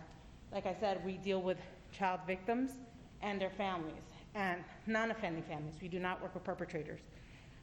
We were just wondering what measures are going to be taken to make them still feel safe. We don't want, a lot of our victims come from domestic violence families, and we don't want them to come and maybe the perpetrator comes for services over there and then all of a sudden our victim is intimidated for some reason. Our services work with Murfreesboro Police Department, the district attorney. It's a essential part of the criminal investigation and prosecution. So we're just worried about how that's going to play in with when we do our cases and investigate our cases. We serve about 4 to 5 families a day. And again, they're not at the same time. We only serve one case at a time, but that was our concern. You're not overnight, are you overnight services, or you just? No, we do not do canceling overnight services. Our concern, that's why I asked about the wall, because we don't do, it's not best practice to interview children during dinner time. It's not best practice to interview, you know, they're sleepy, they're hungry. That's not the best time to ask them, you know, what happened with, you know, your sexual abuse. But our concern in the evenings is that we have had problems with them trying to access the backside of our building, where the parking lot is. There is like 2 doors that we have found have been pushed in. We have had somebody actually set camp in there before. There are police records, you know, on every time that we have called, and we have been broken into. We do get a lot of donations that we give to our families. So the bay doors, that whole area is basically our donations that are given to us, whether it be clothes, new, or food, or anything like that. And those were broken into, I think it was about a year ago or so. And we also have a lot of confidential client files there that are constantly being subpoenaed by our court system. So that's another thing that we're concerned about. So that was my question with the security part of it, because we're not there in the evening. We don't have nobody manning those buildings in the evening, you know, so that was it. Did I miss anything? No, I don't think so. Okay. But I just wanted to add thank you again for having us. This is one of our first couple of times being in the Murfreesboro area. So we just wanted to add that Journey Home, thank you for all that you do. Again, we do service a lot of those clientele as well, of course, because families that have been displaced due to sexual trauma or drug endangered families do have to also, you know, use services all through Murfreesboro, and nonprofits, you know, we all have to kind of work together. I just had a couple other questions that when he said that it was pretty much manned, we all know that sometimes that very much, again, during business hours, during the day while we're there, and of course at night, if maybe we had a break-in and we were able to come and actually be at the scene with law enforcement, if that would be something that the adjoining buildings would have to be involved with as well. If that's something that we would assumedly go to Journey Home or the potential Journey Home, or we would go to the pest control and ask who or what was kind of involved. Also, will there be any deliveries or transportation trucks that will be going in and out of that building to service supplies for their construction? And is there anything else? Do y'all have any questions for us as a? So some of the issues you've seen with, I guess, crime now, that's going on currently, Yeah. with them not even there yet. So there's an issue there to It's already there, yeah. deal with now. Okay. And it's because it's a dark street.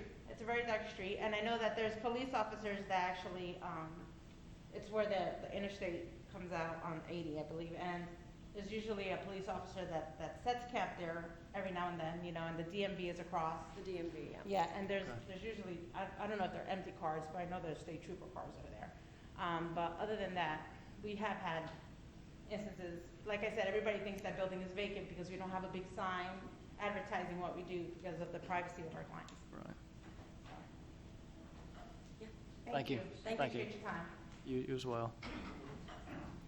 I'll let you respond once the public hearing. Answer any of those questions? Sure, I'll give you a chance to respond. Let's finish the public hearing. Anybody else wishing to speak? Yes, ma'am. Thank you for allowing me. Again, want to say the same thing that everyone else has. Journey Home is well established in this area, does a wonderful job. I'm here, Gina Beach, and I am representing Juanita Burnett, who asked me to speak for her. She is actually the homeowner. She does not live there, but she owns the home that is north of where the proposed site is. She owns approximately a quarter acre there with a single-family home, and I'm going to ask you, how many years has that home been there? Not since 1960. Her question, and maybe probably major complaint, is purely financial. She's been sitting on that piece of property for years. And, you know, with things coming into town, she knows the Malloys that are across the street very well. She's been working with them, talking to them with what they're going to do with their land. Their land is currently up for sale, may have some contracts on some of that land. I'm not quite certain about that. But she's basically been sitting on that land watching it for years, and probably gets contacted once a month, several times a month, people coming, writing her letters, phone calls, asking her if she'd be willing to sell that property. And, you know, she is a little bit elderly, even though she's tougher than nails. But she's wanting the best return for her money that she can get. Her plan was hopefully that whoever bought the property that Journey Home has purchased, that hopefully they would be interested in her property and that she could get financially more money for her property. She was hoping with the Malloys developing that property, that her property values would go up. Again, she's turned down a lot of offers because they weren't close to what she felt like the property was worth. Since the meeting took place, I think it was on the 15th, we really have not had time to put together some numbers to see what we feel like, you know, the property truly is worth.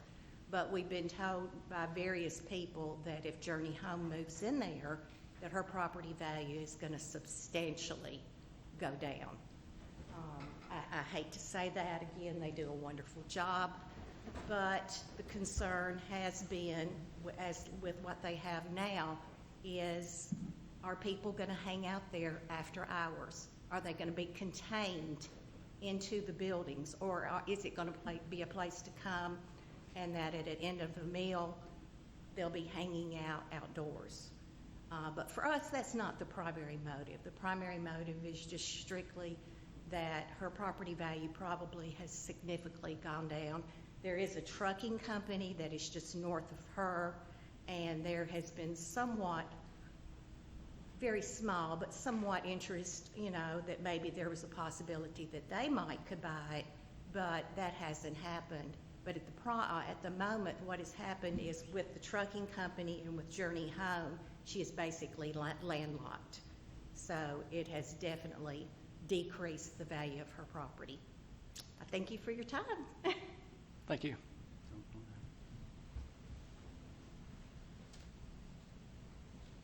Anyone else present wishing to speak? Sure.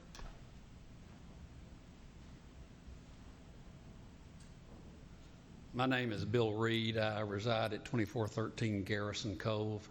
I am a volunteer, a board member of the Journey Home.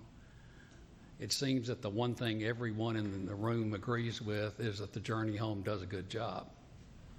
What the proposed facility before you is a way that we can do that job even better.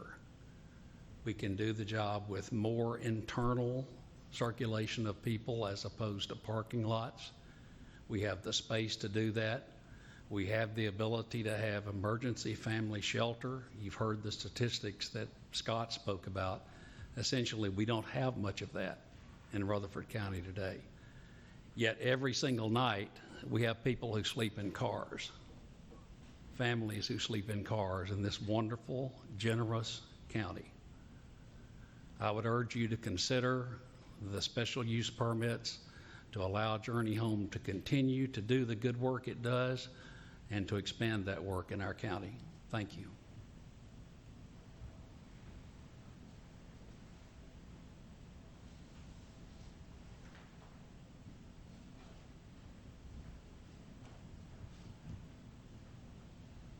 you guys for having me. I'm David Hart, Bluegrass Trucking Incorporated, which is located adjacent to the property there. And I will also say, by all means, my daughter is a special ed teacher in high school. I don't see how she does it. I don't see how these guys do what they do. I truly don't. And I think there's no one in here that doesn't realize the problem that we all face in this situation. You see it every time you go outside of one of these streets in town. The problem's only getting worse. We met last week, I believe it was, and we talked, and with some of the conversations that we had discussing how much worse the problem is getting. I feel like that with the location that they've chosen for this, in numerous ways, could not be a worse location. Don't get me wrong, I know you struggle in finding a place, and we all know that reason why. But unless you can correct me, I think New Salem Road intersection is the growingest intersection right now of the 4 intersections that Rutherford County has. Obviously, Middle Tennessee, or I'm from Central Kentucky, so pardon me with not knowing some of the areas, but Medical Center has boomed like crazy. New Salem is doing the same with talking about the motel possibility, the convenience store possibilities, the new road coming in there. I guess what I want to go back to and say the reason why I think it's the worst, that's not the biggest reason. The biggest reason I think it's the worst is this is a tremendously growing problem. I've learned more over the homeless in the last week than I've known in my 63 years of doing research after we talked. I have compassion for this, I truly do. I can't imagine having a family member who is homeless outside with nowhere to go. I can't even fathom what that would be like. So what I see in this case is a $4 million investment, 3.5, I think we talked about, $3.5 to $4 million investment going on a very small pie-shaped piece of property that has absolutely no potential for growth there, none. This problem's not going away. This problem's going to get worse quickly. I've been here now since '07, and probably in the last 5 years for me, I've seen a tremendous increase in the population of homeless in Rutherford County. I've done some research on Nashville, and Nashville says that the counties adjacent to them had better get ready, because that is the growing population of the homeless, because it is so saturated in Nashville, they can't handle it all. The big one, Rescue Mission, I think in Nashville. Yes, Nashville Rescue Mission has moved 5 different times, each time growing bigger and bigger and bigger. I think these guys are putting themselves in a position with a $4 million investment on a piece of property they're going to outgrow in 5 years.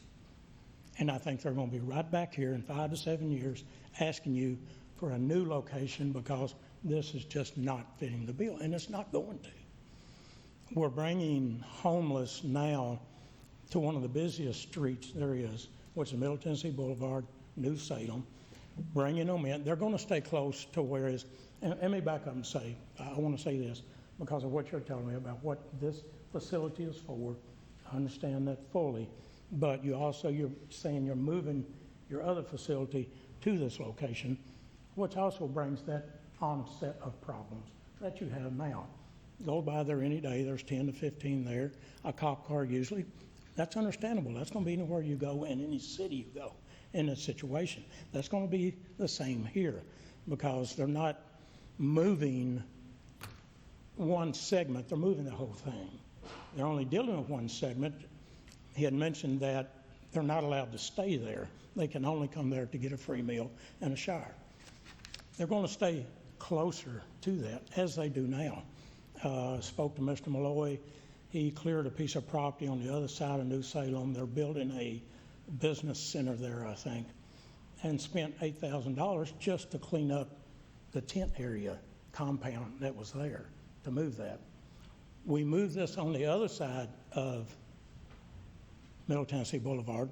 We're only increasing what's going to be over there.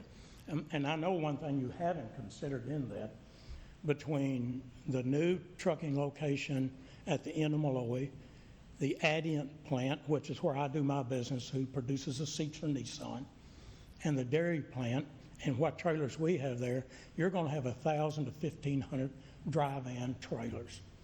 I ran into this issue in Shelbyville, Kentucky years ago with homeless there. My trailers has seat covers, has foam. That's what's on them. We can't lock them. You can't lock them up. There's no way to control that. We had homeless sleeping in the trailers. Well, they open the door, they get in there, they go to the front because they don't want to be seen. And I hate to speak crude and callous in this. I'm just telling what experience I've had. If you don't mind giving us, you know, So, I'm sorry. My driver goes to the back of the trailer, door's open, shuts the door, he's gone. He doesn't look up in that trailer. He has no reason to look up in the trailer. That's a big concern. We got 1,500 trailers in that area. That the dairy plant, I don't think is going anywhere. Adient, hopefully I'm not. You know, I mean, it's just, that's a concern, a true concern that needs to be looked at. To me, with a $4 million investment there, outgrowing it in a short amount of time, they're putting in a facility there that if they get $1 million for it 7 years down the road, they'll be lucky. I don't see the right amount of money being spent in the right place. I'm in transportation. I can't tell them how to run their business. I'm just trying to see there's 9 acres over on Bridge Street. It's $1 million, or a little bit less than $1 million. Something of that caliber would give them the property to expand, which they're going to have to have. They're going to have to have. So I just feel like with the growth of that area, I looked at a lot across the road probably 5 years ago for $1.5 million. It's $2.6 now. The property on the end of the street's $1.7. I could have bought it for $700,000 5 years ago. So that's going. My point is of what that property value is doing right now, especially a motel, the C-store, the new street, and all that going in there. It's just not the right place for it. I mean, it's too small. They need a larger room. I would recommend not spend so much on a facility, buy you a bigger tract of ground, go in with small and grow with that. So Appreciate your comments. I do appreciate your time, and Sure, thank you. I would not want you guys' job. So. Thank you. Anyone else present wishing to speak to this application? Sure.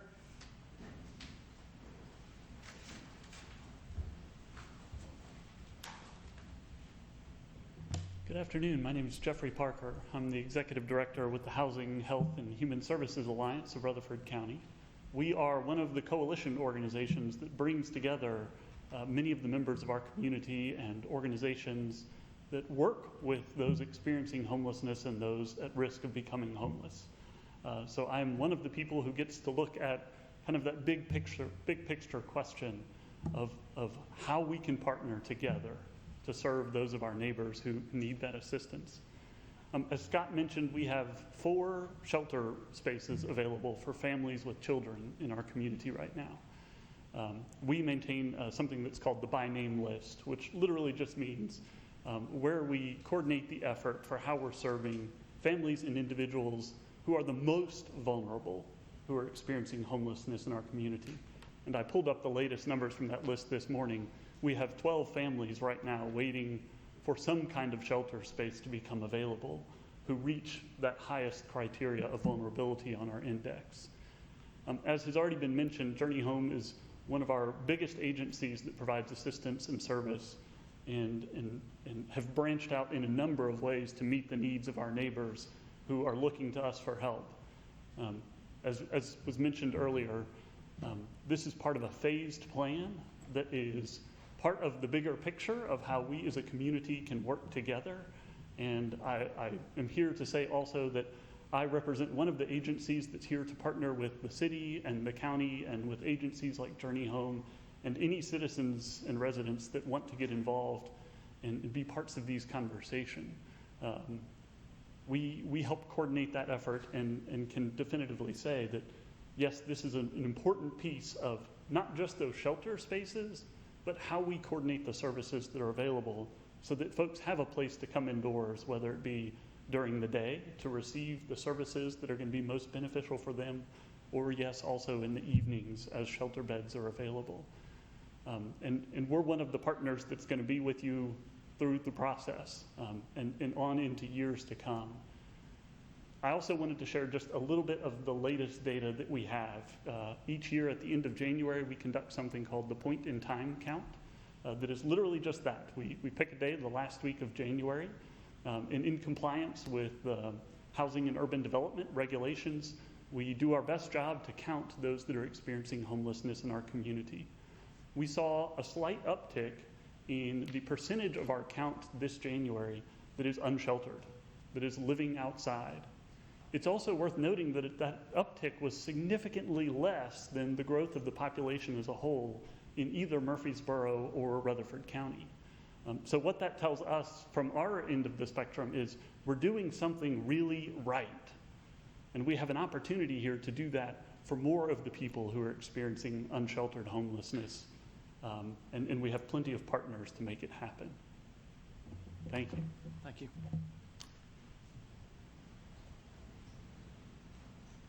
Anyone else? Sure.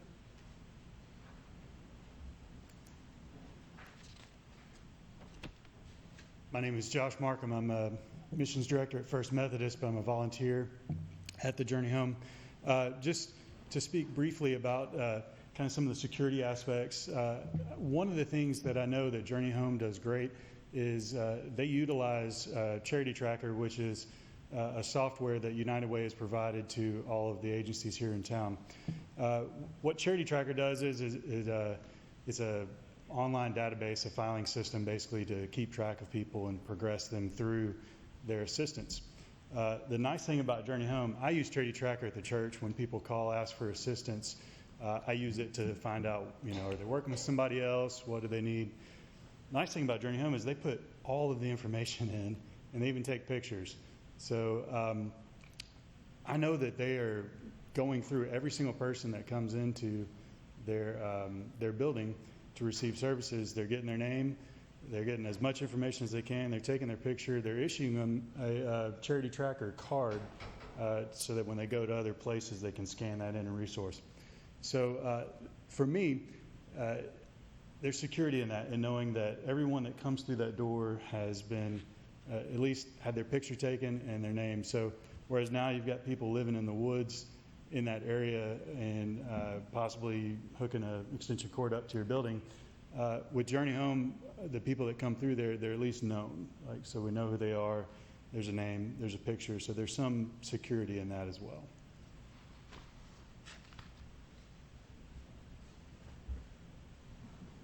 Sure.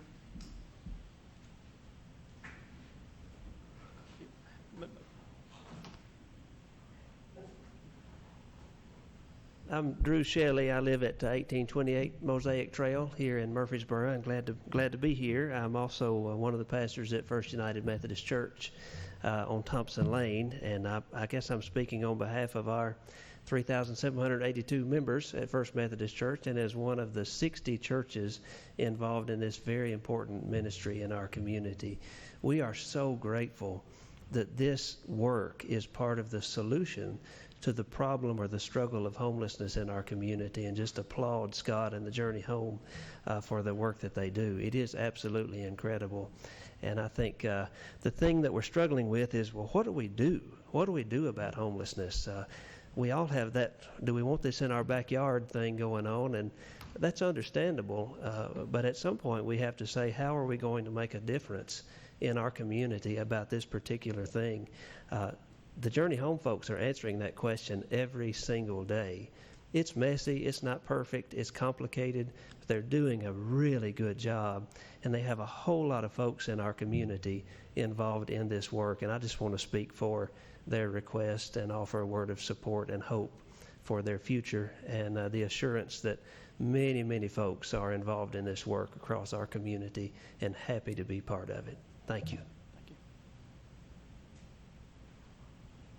Sure. My name is Geneva Poss. I'm the director. I've been 15 years at the Journey Home of the Outreach Center. First, I'd like to make a comment on the police reports part. Yes, that's a good thing, but a bad thing. Good thing is they do watch and they do help us, but we didn't make all those calls.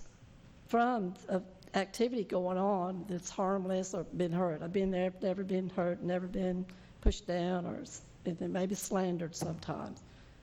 But that's the wonderful clients we have, which are homeless, get mad at each other. Maybe they picked up the wrong phone.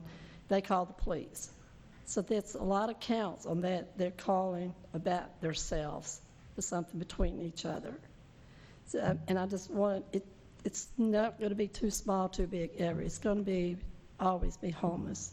And they're not bad. We judge people. A lot of them judge those because of their actions of maybe their hands are dirty. But it's not. They're human beings. With their souls that we need to take care of and serve. But we always have had people there that they respect and they do and they listen. We've never had a fight that anyone got desperately hurt. Maybe 1 out of 15 years, I take it back. But I just want to know the space we have, I think, is so outgrown and small for our need for us to help. This is our community. It's to help them. And we all want the best for them and to help them go forward in life, to not be stuck where they're at now. Thank you.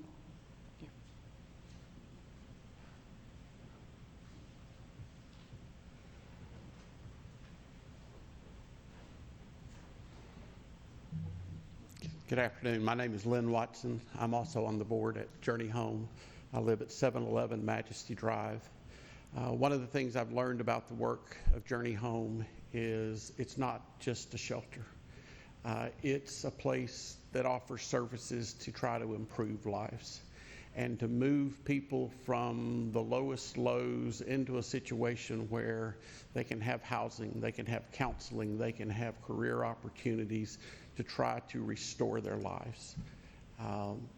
This proposed building is located on a parcel in a heavy industrial zone. When you look at our zoning ordinance, there are not a lot of places where the uses that we're proposing are permitted. And we're here to seek the special use permits that's required for this project.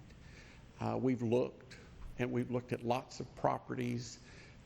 Our engineers and our designers have worked really hard to put together a plan that will be something that we'll be proud of, that will be an asset and a benefit to the community. I'm not sure where the ideal location is, but we think this has a lot of good benefits because there are homeless people that are in this area. There are transportation, resources, rover, and those kinds of things that are accessible from this area. We just feel like that this is a good location. We're thankful that we found it. We're thankful for the plan that's been put together. And we feel like it will serve this community well for a number of years as we seek to help people move from their difficult challenges to perhaps a better life.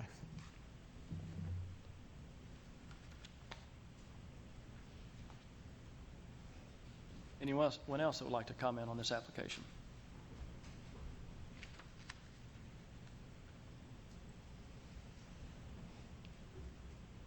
Good afternoon. I'm Travis Summers. I'm the outreach pastor at the Experience Community Church. So I've been on staff for about 2 years now, and through those 2 years, I've spoken to over 800 homeless individuals that's come into the church and ask, I'm desperate for help. I just want to move forward. In those conversations, I take each one of those to Journey Home, and they help me find solutions to the problem, because everybody can come up here and point out the problem, but something my boss taught me at Lowe's 10 years ago is before you present a problem, have a solution. So Journey Home is part of that solution. It really is. And for us as a city, we need to support solutions to problems instead of just ignoring them. And kind of what Miss Geneva said of, it's in my backyard. You know, now it gets real when we bring that community close to us, the problem seems even more real. But that's another reason why we should support programs like the Journey Home to be a solution to the problem. Just throughout the 2 years, I've seen individuals' lives change because of the Journey Home.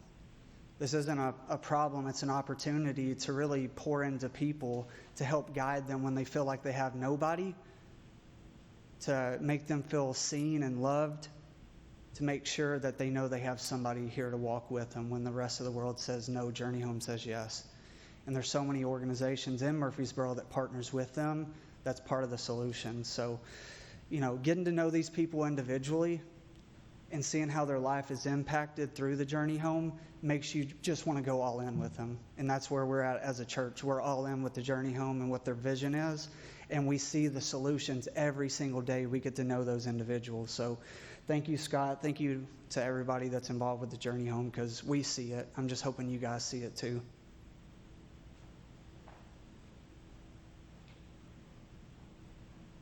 Anyone else? Going once. Can I say one other thing? If you don't mind being brief, be brief, please. I just want to say that done a little study on natural homeless, and 78% of natural homeless are men. Yes, families are out there. I agree with that 100%. But in your situation here, you're bringing every homeless you have to this area, which I don't know if 78% of that is men. And unless you're a family, unless you are being able to fit what they require, then you're not allowed to stay there. So you're not going to go far away if you do that. And it proves where they're at now with the tent compounds and stuff that's set up on that side of Middle Tennessee Boulevard. I think you're opening up a tremendous door for tragic accidents on Middle Tennessee.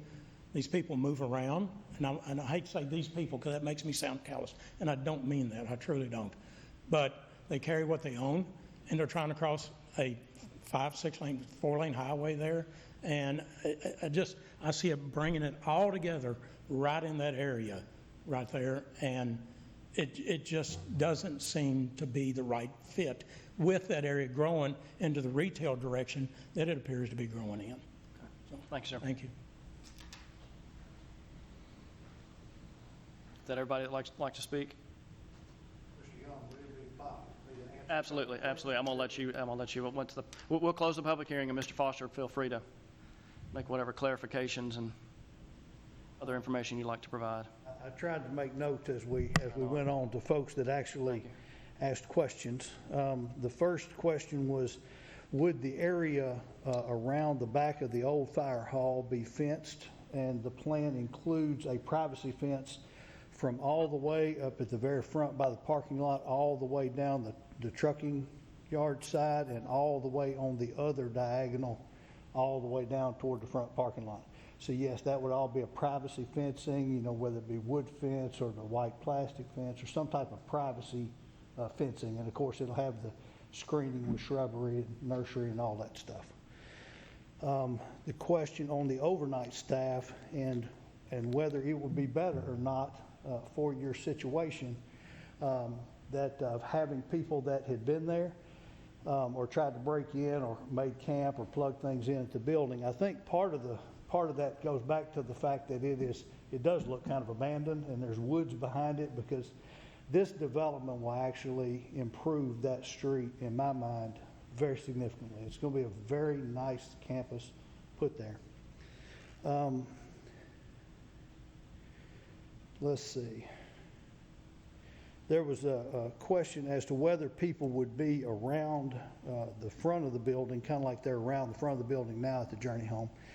And, we've designed the building so that while the front entrance of the building, what appears to be the front entrance of the building, faces Old Salem, the actual entrance is on the side of the building.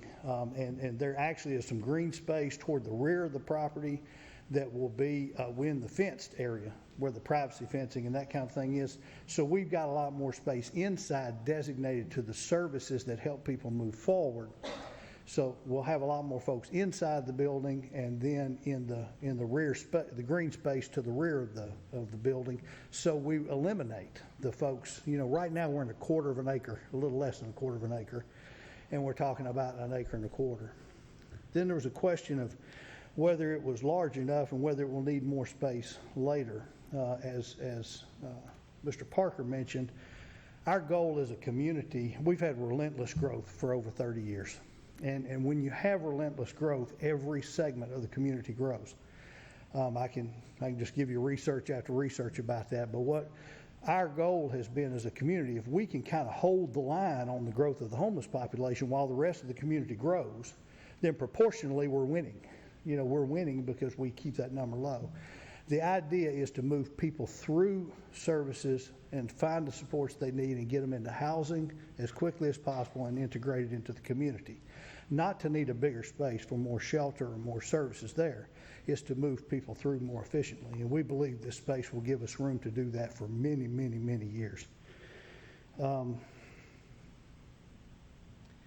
I think that's all the questions that I was able to glean, where there was some question about the plan itself, and so I just wanted to address those. But I'm glad to answer any others. Thank you, Mr. Foster.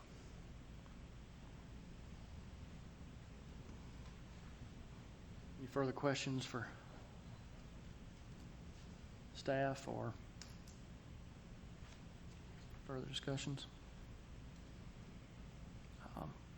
I remember there was I forget which charity was behind the driver's license center that we saw not too long ago. I'm not sure if it ever got completed. The issue of somebody being there overnight to be able to control coming and going, and somebody, you know, and being outside around the street was an issue with that facility too. So having room to get them off the street and somebody that can man the facility, I think, will help.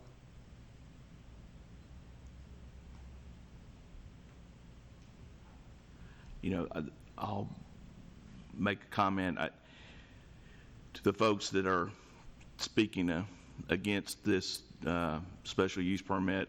I get it. It's in my backyard, and it's probably not, I'm going to have the opinion that it's probably not the best place for it if I was adjacent to this. I think as a board, we've got to look at what's best for the entire community, and I think that the service that this organization provides very much outweighs the impact that it may or may not have on the adjacent neighbors. The fact that the zoning ordinance only allows a mission or shelter in a heavy industrial zone, that's the reason why. And the zoning is applicable. That's what we're doing here. We are trying to put a service that this city needs in a location in the only zoning area that it can in fact go in. You know, Scott, I would just hope that, and I've said this to other applicants before, especially with special use permits, that, you know, we want to be I know you all want to be the best neighbor that you can be with respects to the adjacent neighbors, and I hope that we follow through with that. I know that I'm familiar with your organization, and I know what the organization does, and you're definitely following through with the people that you serve. So I'm going to make a motion. Well, I'll be quiet. I won't make a motion yet. I'll let the other members of the board speak if they so choose. That's fine. I like you. It's not if our community needs this. It's what can we do to help them and help the people that are around. Have we done the screening? Have we done the best we can with, you know, yeah, there may be other places. I know there's financial constraints in setting up something like this. So to think they've gotten that they can grow and provide for this, you know, segment of our population, it's a credit to his organization and our community. And if there's some areas we need to look at to make it work, that's fine. But I'm certainly in favor of them trying to proceed and make it as complementary to the areas we can.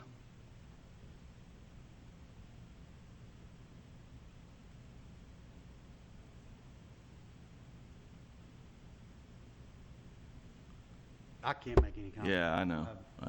I was just wondering if Julie or Misty wanted to say anything. This is Misty. I'll agree with Mr. Halliburton and Mr. Young's comments that, you know, I think what Journey Home has done here is something to applaud. I think that they've done a good job in trying to accommodate as best they can. So I'm in favor of the proposal, and I'm prepared to make a motion. Go ahead. I'll move to approve, subject to the staff comment. I'll second your motion. All right, we have a motion and a second. Ms. Rush, will you call the roll? Yes, sir. Member Mr. Ken Halliburton, Aye. member Miss Julie King, Aye. member Miss Misty Lavender Foy, Aye. member Mr. Tim Tips, Abstain. and Chairman Davis Young. Aye. That application's been approved. Appreciate everybody's time and information and input. And with that, we'll move on to staff reports and other business. Mr. Blomley's making a motion towards I thought he was going to let me go first because I'm podium. Yeah, go right ahead, Ms. Rush. because I'm younger in terms of tenure. You weren't here when the Dairy Queen came before. No, I was not. I wanted to introduce our board to our newest staff member, Serena Harris. She joined the planning department early in January of this year, and although she's new to our department, she is not new to the city. She worked for several years in tax and finance. Since she's joined us, she's been resourceful, helpful, and she has a beautiful smile that you can't see with the mask on, but we are very fortunate and lucky to have her join us. So I wanted to let you know. Sure, welcome. We'll try to take it easy on you. And I'll second that. Ms. Harris has big shoes to fill with Ms. Davis having moved down to administration, but Ms. Harris is a joy to work with, and I know that you'll enjoy working with her as well in her capacity of working with the Board of Zoning Appeals. Now from some great news of having Ms. Harris with us to some not so great news. Mr. Austin Cooper, who has been with us for a little over 2.5 years, his last day will be next Friday. He's been presenting to you guys for a couple of years now. Mr. Cooper will be leaving us to go to work as a planner with the city of Colorado Springs. And Mr. Cooper also just recently got engaged a couple weeks ago. So we want to No changes going on with Mr. Cooper then. we want to congratulate Mr. Cooper on his engagement and also on his new position. And we want to say thank you to him for his 2.5 years with us. Mr. Cooper was right out of planning school when he came to work with us at the city. It's been a pleasure to work with him. We've seen him progress over the last 2.5 years in his knowledge of planning and zoning and of our processes here at the city. And it's been a pleasure to work with him. He's a great asset to our department, and we know he will be a great asset to his new employer in Colorado. So just wanted to let the Board of Zoning Appeals know that. Was the new job contingent upon was the engagement contingent upon the new job? That might have been contingent for some parties involved, yes. Yeah. Good luck to you, though. Thank you so much. It's been a pleasure working with all of you. Yeah, enjoyed working with you too, Austin. Anything else? All right, we will adjourn.